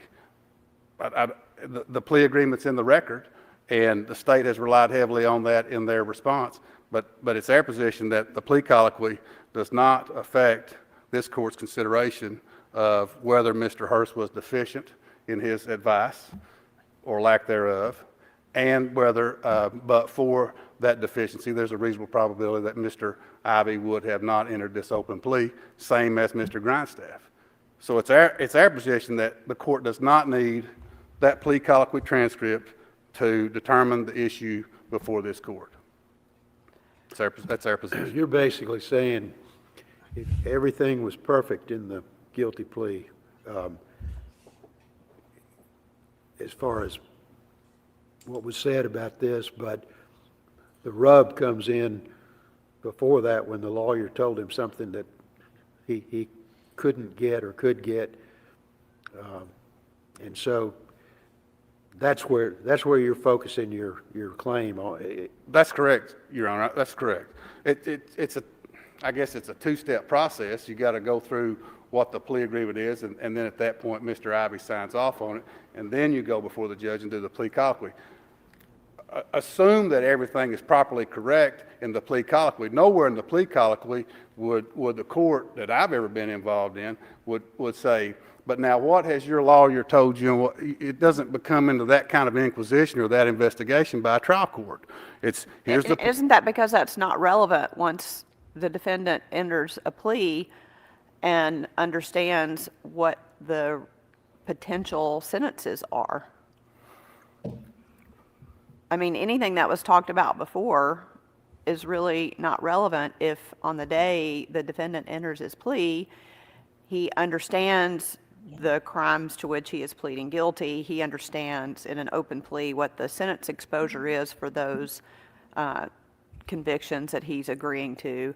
I mean, that's what's in the record, that at that point that he agrees to all of those things and he knew what he was potentially exposed to.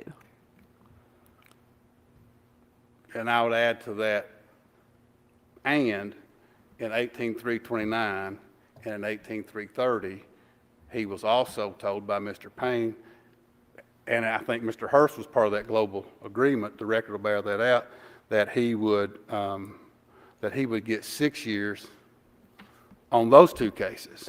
That's not before us. I understand, but my point is that while Mr. Ivey is negotiating these cases, he's told in one case he's got a bird in the hand.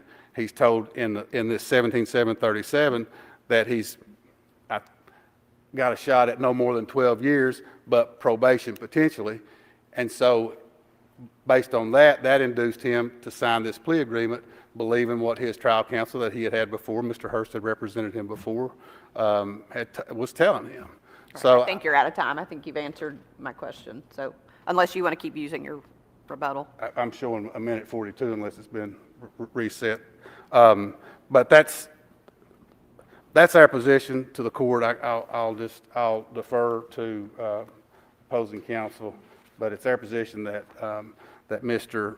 Ivey Mr. Hurst performed efficiently, and that but for that deficiency, there's a reasonable probability that Mr. Ivey would not have entered this open plea in 17737. Thank you.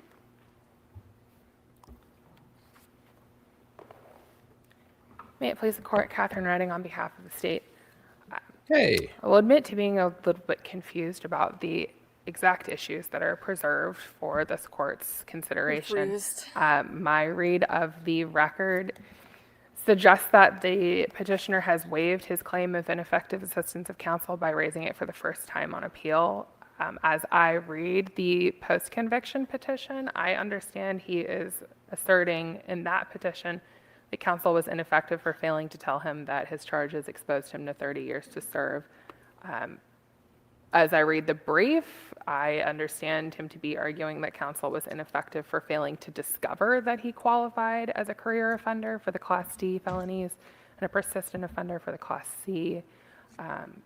That to the extent that those are, to the extent I am understanding the briefs correctly and the petition correctly, that means that the discovery claim is waived on appeal. Kind of different issues that are discovered, though. But the defendant is not entitled to relief regardless of this waiver because he hasn't established. Shouldn't she say, I would argue that that's the same discovery? Yeah, probably. And thus, that's this waive. But she framed it as different issues being raised and that she's not arguing that it's not part of the same, that it's not different discoveries. Yeah, because if it's different discoveries, it could be a renewed issue again, right? Yeah, for sure. Deficiency. To the extent we're talking about post-conviction trial counsel's failure to discover that he was a career and a persistent for certain of his conviction offenses, he did not call plea counsel at the post-conviction hearing to ask counsel what he investigated. He didn't offer any of his own testimony on this topic. And even if counsel did fail to investigate or discover, as I understand the brief, the petitioner can't show that this failure caused counsel's representation to be deficient when there is a document in the technical record. It's a letter from the state. Indicates that the petitioner is at least going to be a range 3 offender. Well, so despite your confusion of what issue, let me ask it this way. What issue do you think would be proper before us based on the record? None of them. I think the issue that's raised in the post-conviction claim is waived because it's not briefed. I think the issue in the brief is waived because it wasn't raised. Well, that's what I'm saying. So I don't think any. No, I didn't ask that correctly. I guess. Of course. I'm not saying you're not saying they're waived, but like, which one was set up in the petition / the hearing that you would think would be properly before us? Does that make sense? Like, which one was litigated below? Yes. I guess that counsel didn't. It's hard. I'm not trying to. No. Be tricky. I presume we've got an order from a PC court saying, here's what I found. We do, and the problem with the order. So the post-conviction petition Once has again. A bunch of allegations. Says my trial counsel told me this, my trial counsel told me this, and then the only thing it's basically setting out facts. And then there's a sentence that says counsel failed to tell me that the court could sentence me to 30 years to serve.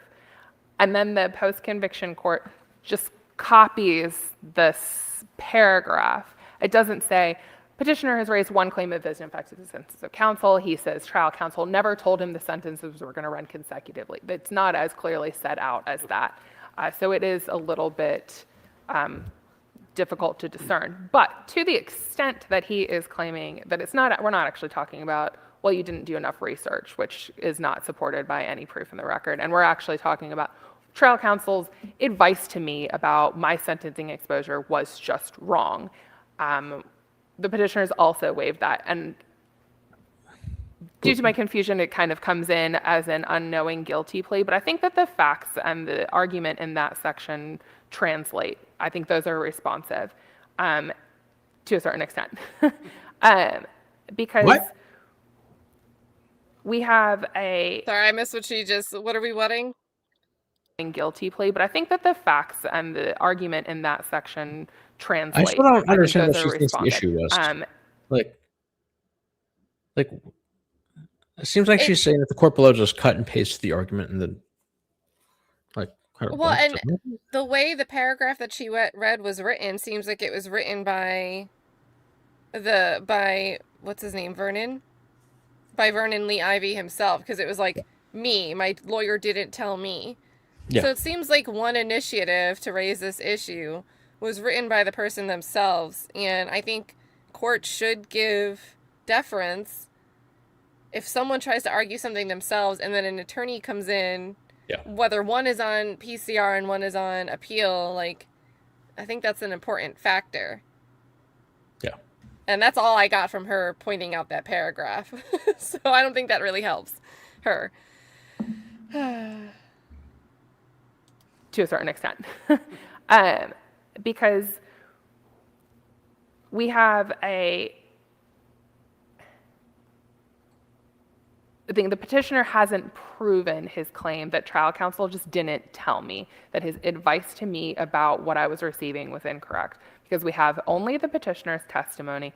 Obviously, it's going to be self-serving testimony because it's a petitioner testifying about what happened in his plea. We do have some testimony from the other attorney, but we don't have anything from trial counsel. Trial counsel was not presented. Trial counsel didn't say, yes, I told him, that's correct, that's what I told him. Or, yes, I told him 10 to 12 years, but I told him that it's going to run consecutive. We only have the testimony from the petitioner, and we don't have the plea transcript. So we don't know, and we don't know whether the trial court did as trial courts generally do and say, these are the charge, this is what you're indicted on, I understand you're pleading guilty here, this is your offender classification as this type of class range 3, you're exposed to this. Did you discuss this with your counsel? So we don't have the breakdown. We have the plea paperwork, and we have and the petitioner signed it, and he affirmed in that paperwork that he understood his charges. He had discussed his possible punishments with counsel, and he had reviewed the tables of punishments and parole release eligibility percentages.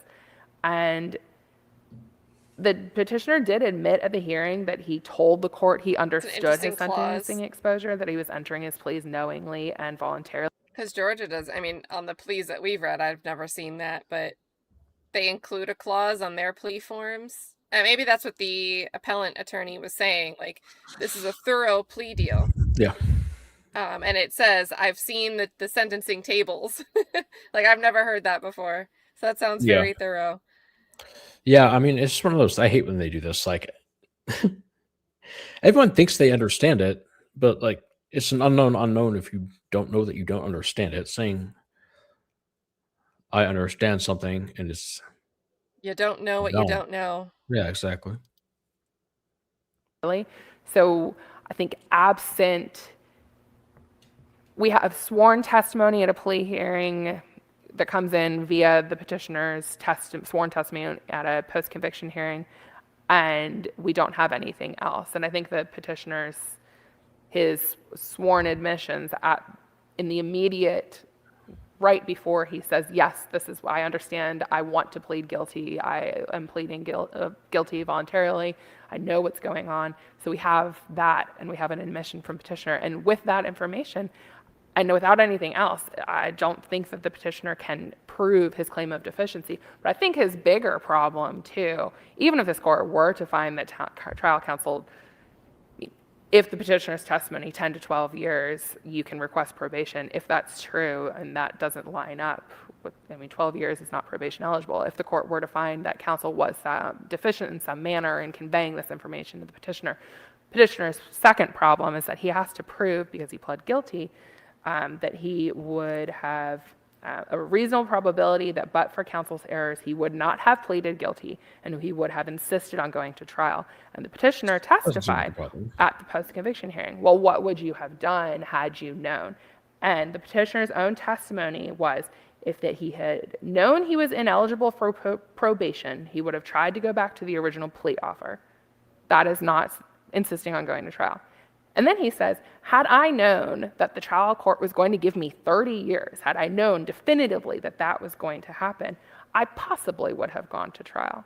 Neither of those amount to, I would have rejected the plea offer, I would have insisted on my right to go to trial. And that's what a petitioner who has pled guilty has to show. So even if... I disagree. By saying either of those things, you're still saying, it's still an acknowledgement that you gave up your right to a trial. Yeah, I mean, you never know for sure. You can never definitively say what you would have done in a hypothetical situation. The act of the plea is inherently giving up your right to a trial. The act of going back to another plea would put you back in the negotiation stage. The defendant can't just decide, I'm going to go take a different plea deal, because the one you're considering is the one that's on the table. That other one might not be there. Yeah. So going back to an old plea would mean you're in negotiations when a trial's still on the table. You'd be back in negotiations. So, yeah. Counsel was somehow deficient. The petitioner just has not shown prejudice as well. And that is kind of given the confusion, or at least my confusion, that is the petitioner's burden here to show prejudice in this manner, and his sworn testimony at the post-conviction hearing does not meet that burden. So if there are no further questions, the state asks this court to affirm the judgment of the Was there any credibility finding by the court about what this petitioner had to say? No, the court did not make any explicit credibility findings. Theoretically, yes. Back to a point that my colleague, Judge Dyer, I think, was making, and maybe Judge, theoretically, if Mr. Ivey files this petition for post-conviction and alleges these reasons that he was inadequately represented in their constitutional issues, and he puts them all in his petition and gets called into court, and the burden's on him to prove by clear and convincing evidence, factual allegations. So he testified, because this is pretty unusual with usually we have the lawyer who represented him, and so, but he testifies, the petitioner testifies, and there's no entry of the plea, any other paperwork except his petition. And he just says, this is what happened. He has sailboats Theoretically, on his tie. now, if the PC judge said, you know, I believe every word you're saying here, and I think this amounts to a constitutional violation of your rights, and I'm going to grant post-conviction relief. Next case. I mean, is that possible? I mean, there's no requirement that anything else. I'm not saying that's what happened here. I'm just curious as to, this has brought up some, in my mind, okay, what, are there certain things that we have to have in a post-conviction case every time in order to grant relief? It's a pretty heavy burden. Even if we have all those things, it's a pretty heavy burden on the petitioner every time. So what do you think? I think it depends on the nature of the claims, right? So petitioners can, there are certain claims where a petitioner has to testify. And if the petitioner's claim was here, counsel was ineffective for not discovering something, you have to put on counsel to say, yeah, I didn't discover it, or no, I did discover it, or I didn't need to do any research. I don't think that this court has ever said that a petitioner is required to put on counsel. I think that there is actually a bit of a split. I think the majority of the cases suggest, and I will admit that I'm going off of memory, but my recollection is that most cases say a petitioner needs to put, is not required, but if trial counsel's testimony is needed, that it's the petitioner's burden.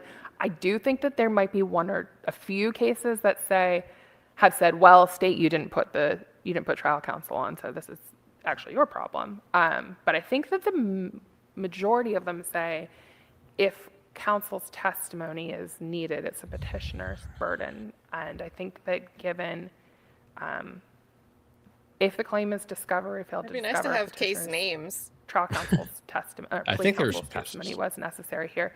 But I think going back to your question about whether there was a credibility determination, I think that there's no explicit credibility determination, but given that the post-conviction court was considering petitioner's testimony at the evidentiary hearing and then the plea paperwork, which is signed, I think that it could be understood that the court was making an implicit credibility determination. Like, I'm going to think your statement's closer in time, or your signed plea paperwork, and the fact that you have affirmed that you've reviewed all of these things, that is more credible than what you're saying here now, that you have received a sentence you're not pleased with.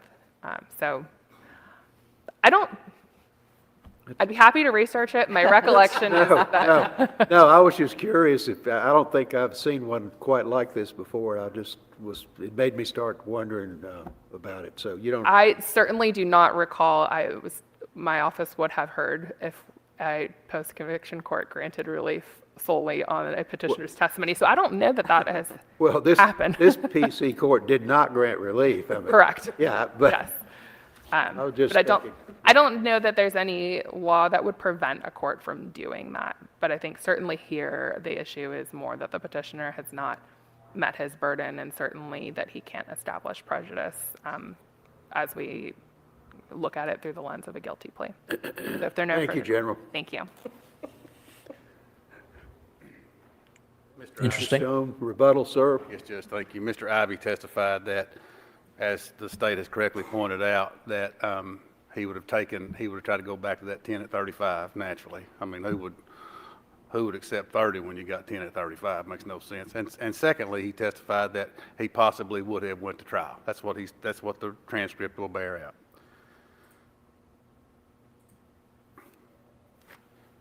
Just to respond to some of the things. I think that was actually a good point. It took me a minute to catch what he was saying there. But the point of him saying, because I think the state missed the point of the defendant saying they would have gone back to the old plea because it was way less. Yeah. Yeah, that makes So sense. to me that shows state of mind that he didn't understand the risk, the timetables. Yeah, that makes sense. I didn't really Just catch. He came up here and said it so quickly. Yeah, can you play it one more time? I didn't quite hear that. Yeah. Oh, is he talking? I think he talks right away. Mr. Stone, rebuttal, sir. Yes, Judge, thank you. Mr. Ivy testified that, as the state has correctly pointed out, that Correctly pointed out. he would have tried to go back to that 10 at 35 naturally. I mean, who would accept 30 when you got 10 at 35? Makes no sense. And secondly, he testified that he That's true. possibly would have went to trial. That's what the transcript will bear out. So I think I got to tune in more to when, as Yeah. the state stated correctly. Anytime I hear that, I've got to like listen better. Yeah, that's funny. It's evident. Yeah, it's evidence they didn't understand that he got effective assistance, and they try to flip it. That's clever. Good argument.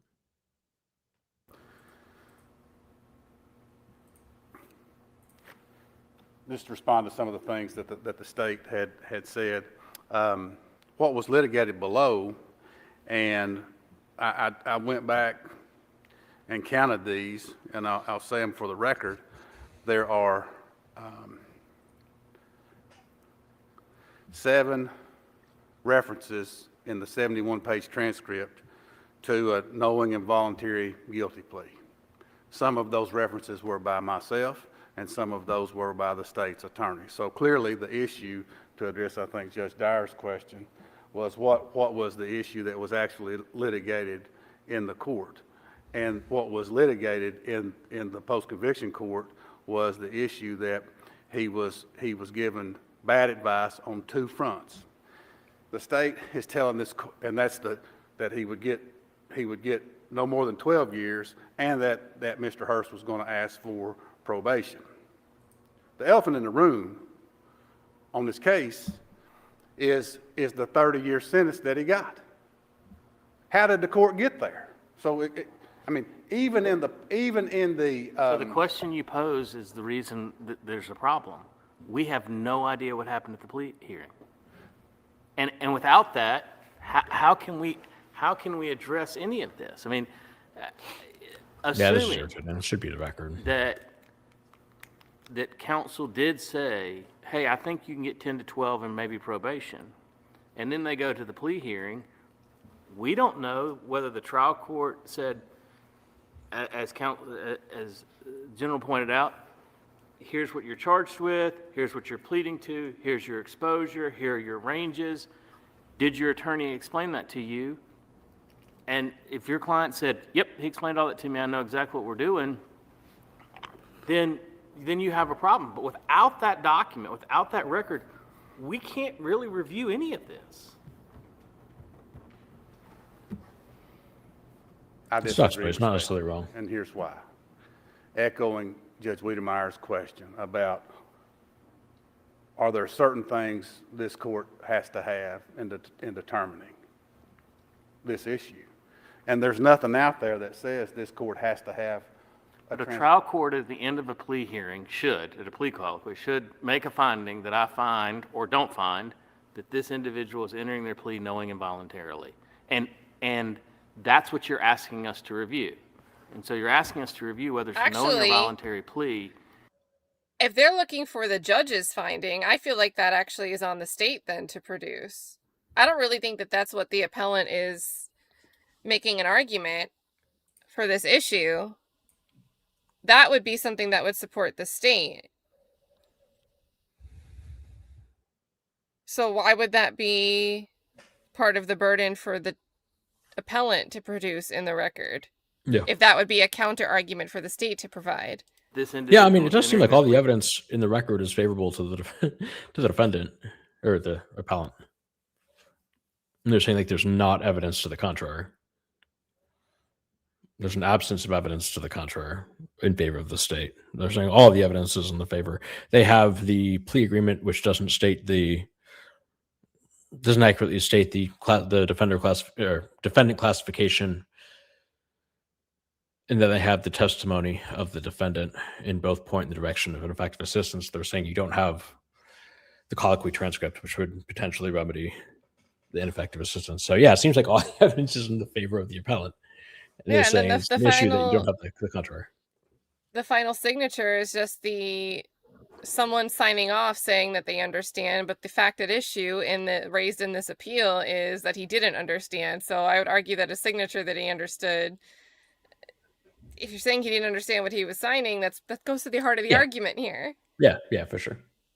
And the reason the finding would be important is because you would assume that the judge has made a determination based on what happened at the colloquy.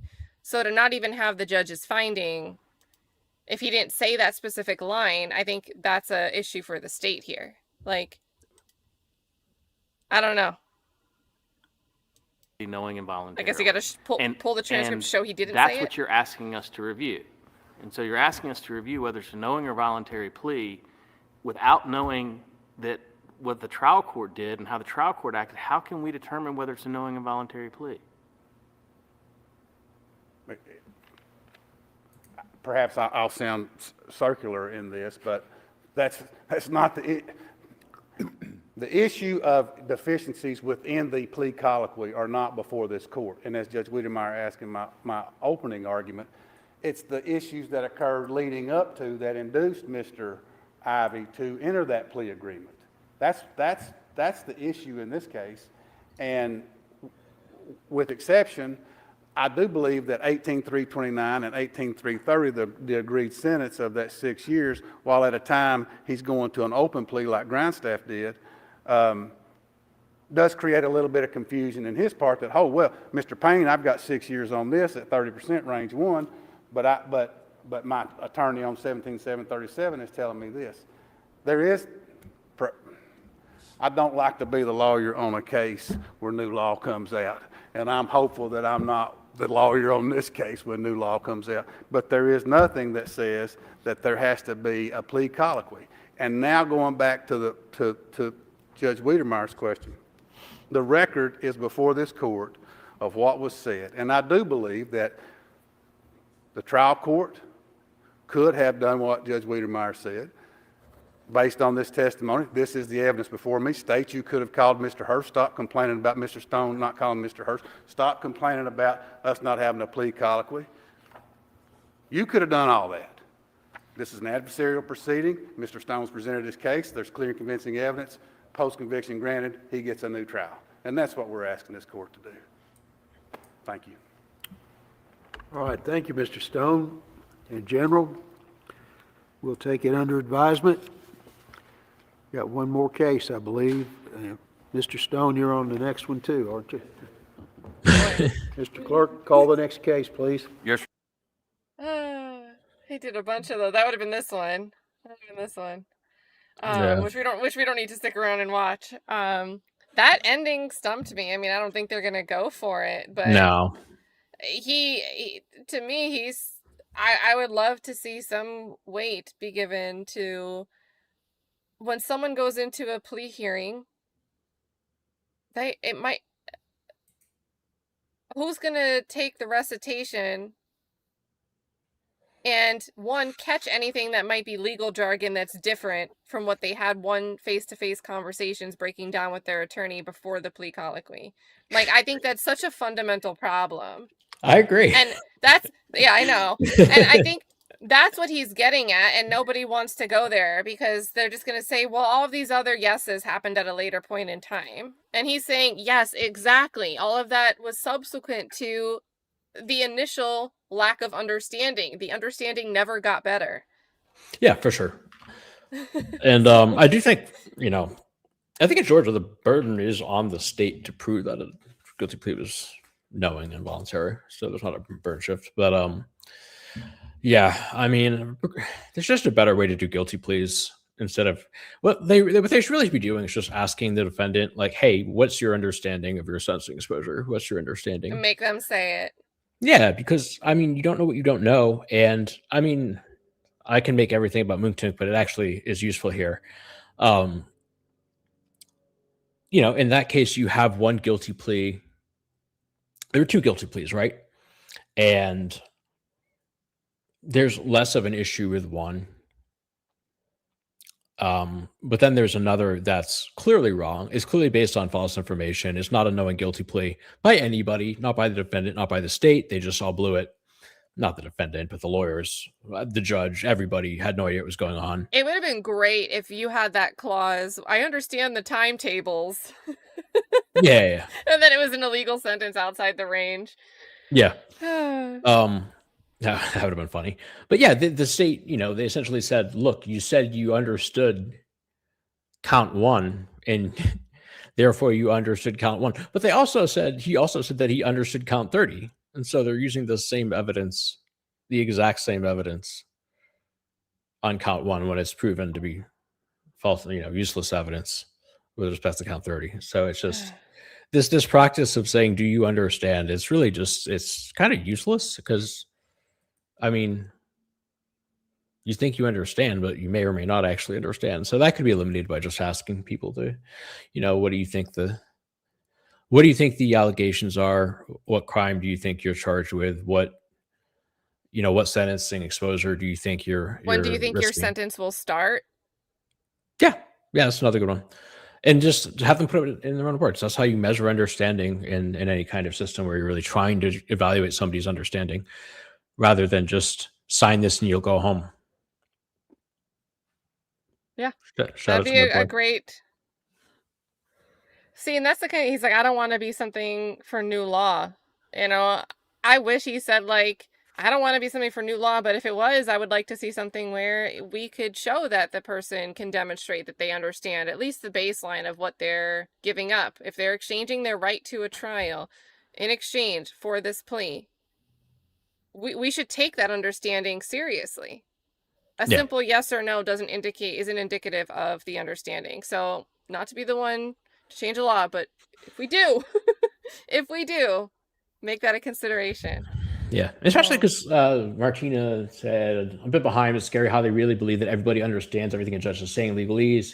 Did you read, understand, and sign paper ABC? Yeah, because you're also using your lawyer to, usually the written plea agreement, you're still having your lawyer explain it for you. So if there's any misunderstanding, it's probably going to trickle down to the thing. And when the judge asks, do you understand, that understanding is informed by the lawyer. So it's not like it's a totally neutral, separate process that, cleanses any misinformation you received previously from your counsel. You're basically just going to be, at that point, going along with what the judge says because you think your lawyer already worked it out. It's not like it's a backstop to attorney error, the way that I think they were kind of treating it here. Well, and does the judge always, I don't know, I feel like I've watched some plea colloquies where they waive that stuff and then the judge isn't really getting into the risks and restating the timetables of what you're facing. But that's like quick little misdemeanor course. Maybe I just tune it out. I don't know. Yeah, I mean, sentencing can be complicated. Especially if you're no, I'm not gonna make that joke. Sentencing can be complicated. I mean, there's consecutive, there's concurrent, and sometimes lawyers just mix up the words. I've seen it before in cases where, how probation eligibility works, how much time you're likely to. There are just a lot of factors that go into it, and it's unlikely, I think, in most cases, that people like really understand the sentencing exposure. Yeah, Hannibal said having someone teach back their understanding new information or skill is how we do it in healthcare. Yeah, I think that makes sense. And frankly, it might even take less time to do it that way because you can just say, instead of having the prosecution have to read through everything, they'll usually read the indictment. They not like literally, but they go through everything in the indictment so they can say that you understood it. You could just be like, hey, tell me the stuff, and then the defendant can say it, and it might actually take less time. Wouldn't it be funny if they did an experiment where someone was hooked up to one of those was it EMG, the things that can show your brain activity and show like if you're tuning out and fading out while someone's rattling off their list of things that you're supposed to be acknowledging, just to make the point. That's the other thing is you have like, especially in sentences, like sometimes you'll have cases where somebody has a long list of a factual basis and acknowledgement to get through. Yeah, and we're then human.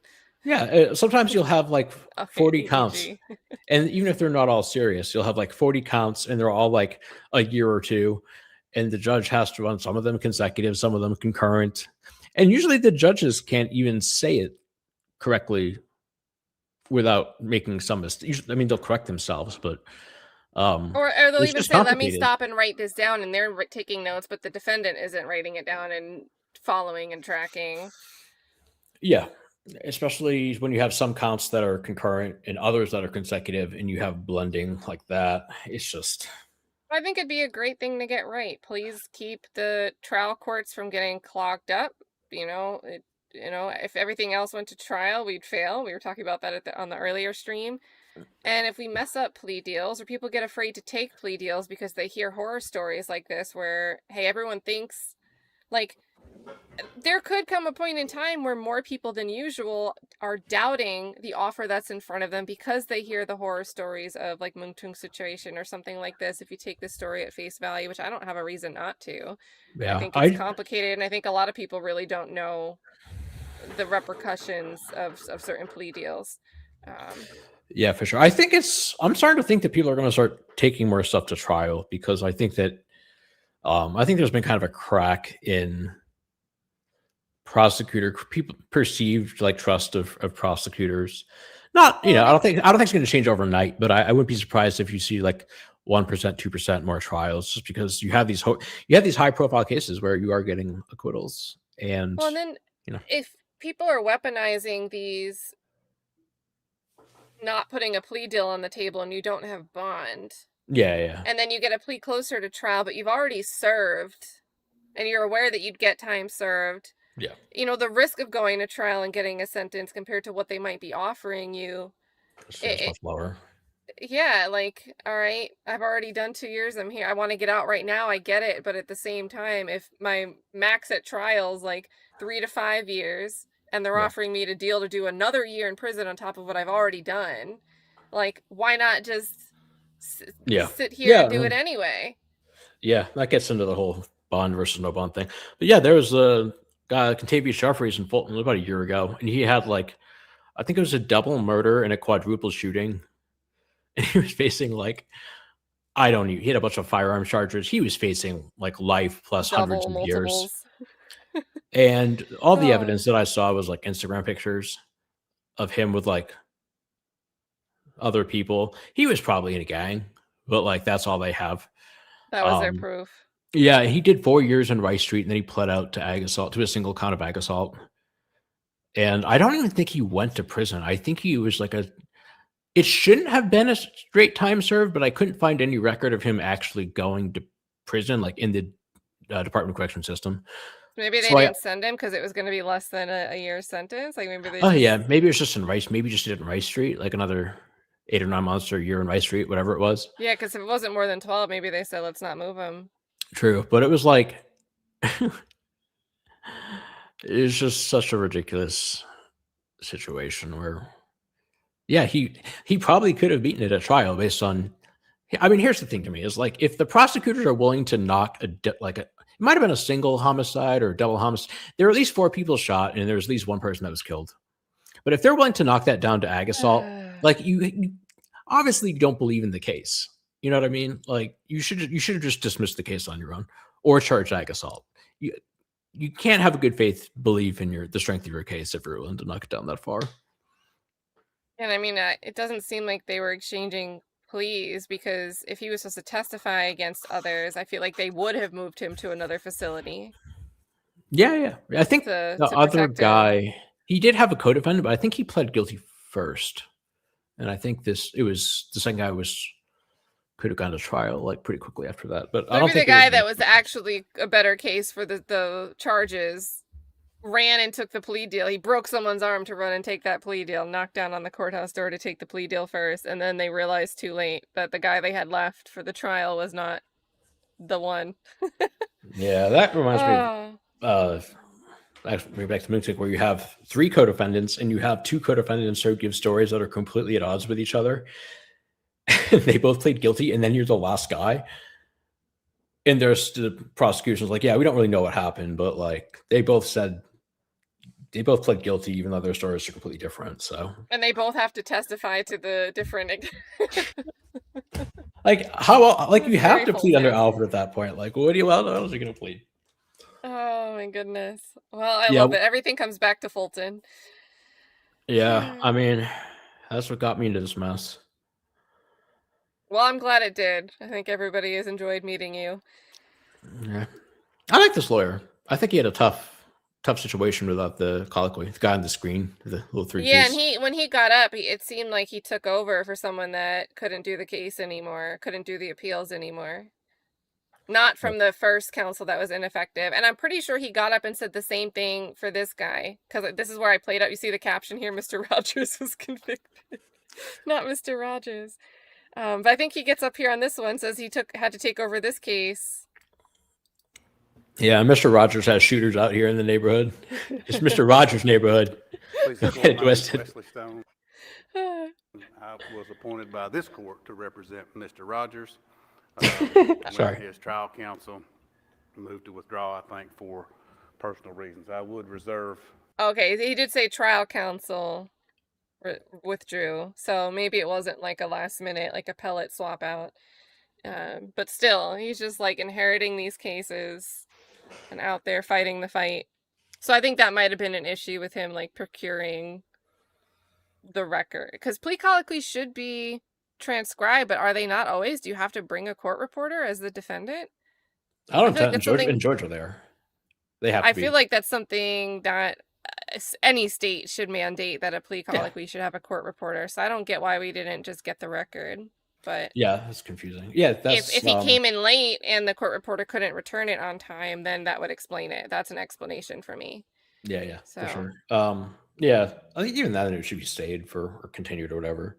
But yeah, in Georgia, every guilty plea has colloquy, and you only need to pay 50 cents a page to download that that plea specific- colloquy. I like that. I think certain other things should also only be that. I mean, do you know of anything else that's also like a maximum rate like that? Oh no, I don't know if it's a maximum rate. I'm just saying that's what it costs. I was just complaining about how expensive PDFs are, even if they've already been paid for. But is everything out, like if you wanted to get the record from a court reporter for other like days of a trial or something, would it be 50? It'd be more than that. So I feel like that 50 cent is a cap, that like a statutory. Oh yeah. You're right. So Yeah, it like could be I more. wonder what else also has that. Like we want to make sure that people can get this without it being too much of a burden, even though we're aware it's a service. So Yeah, I think it might be everything actually on appeal now that I think about it. But not if it's like on Pacer, maybe? Or not Pacer, Odyssey. I don't know. Tiffany paid Maybe. for everything, so you'd have to ask her. shout out to Tiffany, the Fit Lawyer ATL. She's got it covered. You have to ask her about that. But I know we didn't pay for all the appellate transcript stuff. Some of it We've was. got to get her on for one of these. We should start doing these. She's so fun. And like rotate who we have pop on. I will say that they do a lot here. The next one all look like civil cases. Like this might be a probate or something, like something Yeah. within a state, but everything else is at least two-party named. So these all look like civil. The 24th and 25th, which there's a Signal Pump versus Arrow Electronics. I wonder what they're fighting about. Let's see. This looks like groups fighting among groups. Let's see. Man, I'm on Twitter, and Noah Pines correctly basically said to the calling guy that that Cruz needs to get off the case. Withdraw. And he's completely correct. And I kind It's of want only to been a retweet day. him. It's only He's- been a day. Yeah, but he really does need to. And I love And Noah. I mean, he's because- not going to file a motion to withdraw before sentencing. No. So, I mean, I don't think we're all impatient. I think Noah is hinting that he wants to argue something in that case. I think he's the best at like, or at least the most experienced with rape appeals. That's kind of his specialty, or at least one of his specialties. I mean, he's just generally good appellate attorney, but he's done a lot of them recently. And Right. he would be on my team of people if I were him, if I were Faust. Well, I mean, I know everybody's been asking about fundraisers, so I mean, I really don't know how that works. Like, if you take on the case, the court could still appoint you and let you file for, because Foss is already declared indigent. So I know that you could, volunteer to take on a case, and certain things will be appropriated by the court still. Even if you voluntarily choose to come on, there's still some compensation through the courts. But however that works outside of that, I mean, I want to see I think there's so many grounds that could make for not just issues as a matter of law that were issues at the trial that could get a new trial, but issues that I think should be considered by a court of appeals or the Supreme Court of Georgia. Yeah. And see new case law or clarification on certain things. And if we've got to take the time to appeal anyway, I mean, why not have someone up there that will make arguments for such a thing? Yeah. So Yeah, I only have 30 days, so well, from tomorrow. I think it's the Monday, actually. So it does have to move somewhat fast. well, not that I'm doubting that the judgment will be entered right away, but isn't it 30 days from the entering of the judgment? Yeah. So I'm sure Lisa Lott will, before she leaves, she'll be like, rather than rely on the date of sentencing. But if she doesn't do it tomorrow or this week, they might get a couple extra days. Yeah, for sure. But man, I'm also excited to see Ahmad Cruz, how he looks in a few years. Yeah. Like very, very, to me, he's like BS can't get past him. And I think that that's something that some trial attorneys are very intelligent, but the common sense, they can't deliver. They can't say out loud why the stuff doesn't make sense. It just doesn't make sense. Yeah. Some very intelligent people can't deliver that like you're having a face-to-face conversation. And I think he's very good at that. So if he hones that in, he'll be fun. He'll be really fun to watch, I think. Yeah. So. I think he needs to like develop his own style a little bit because he still needs to, he's a little bit of seasoning. Like the Steele impression was a little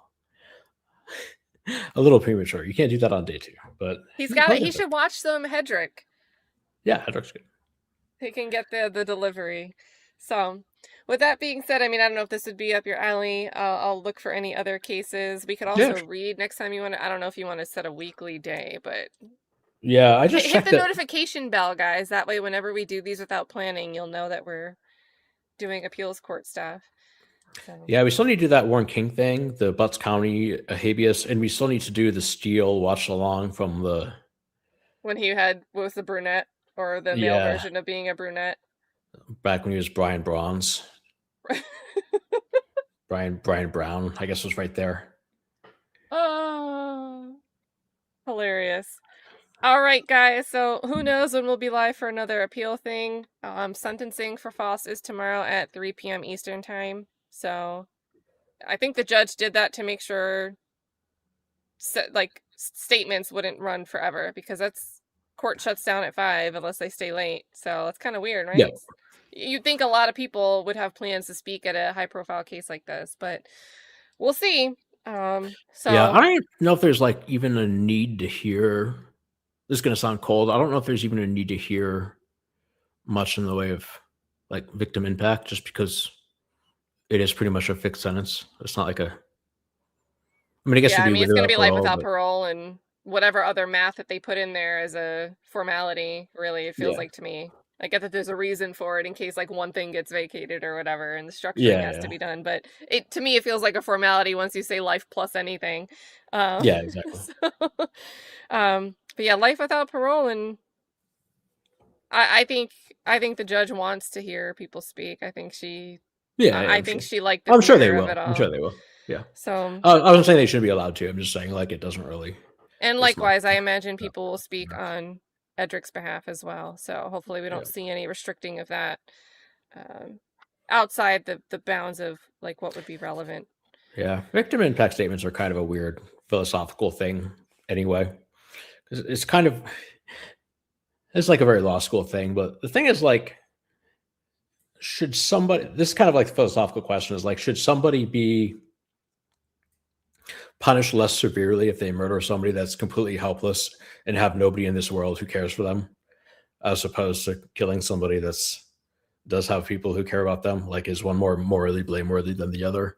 That kind of never made a whole great deal of sense to me. But I guess it's for the well-being of the victims rather than anything else, which is fine. But philosophically, it's kind of Interesting. if we're gonna do it, just keep it at the end after the conviction. Oh yeah, yeah, Keep yeah, it after for the sure. end, because sometimes it seems to seep into pretrial stuff and bond hearings, and you Yeah. know, I don't understand at a bond hearing unless there's like a witness that feels threatened, how there's a relevance of someone like a victim impact type statement, like Yeah, for sure. so.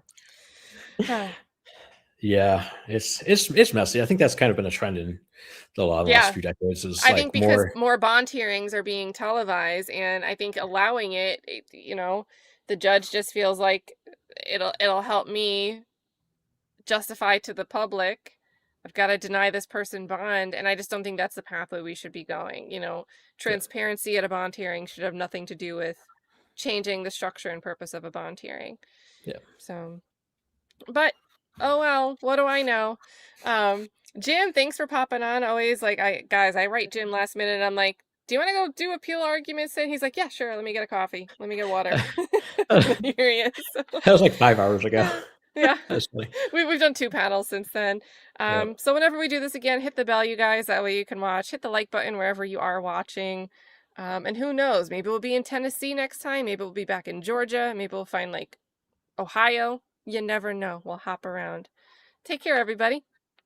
Yeah, bye, buddy.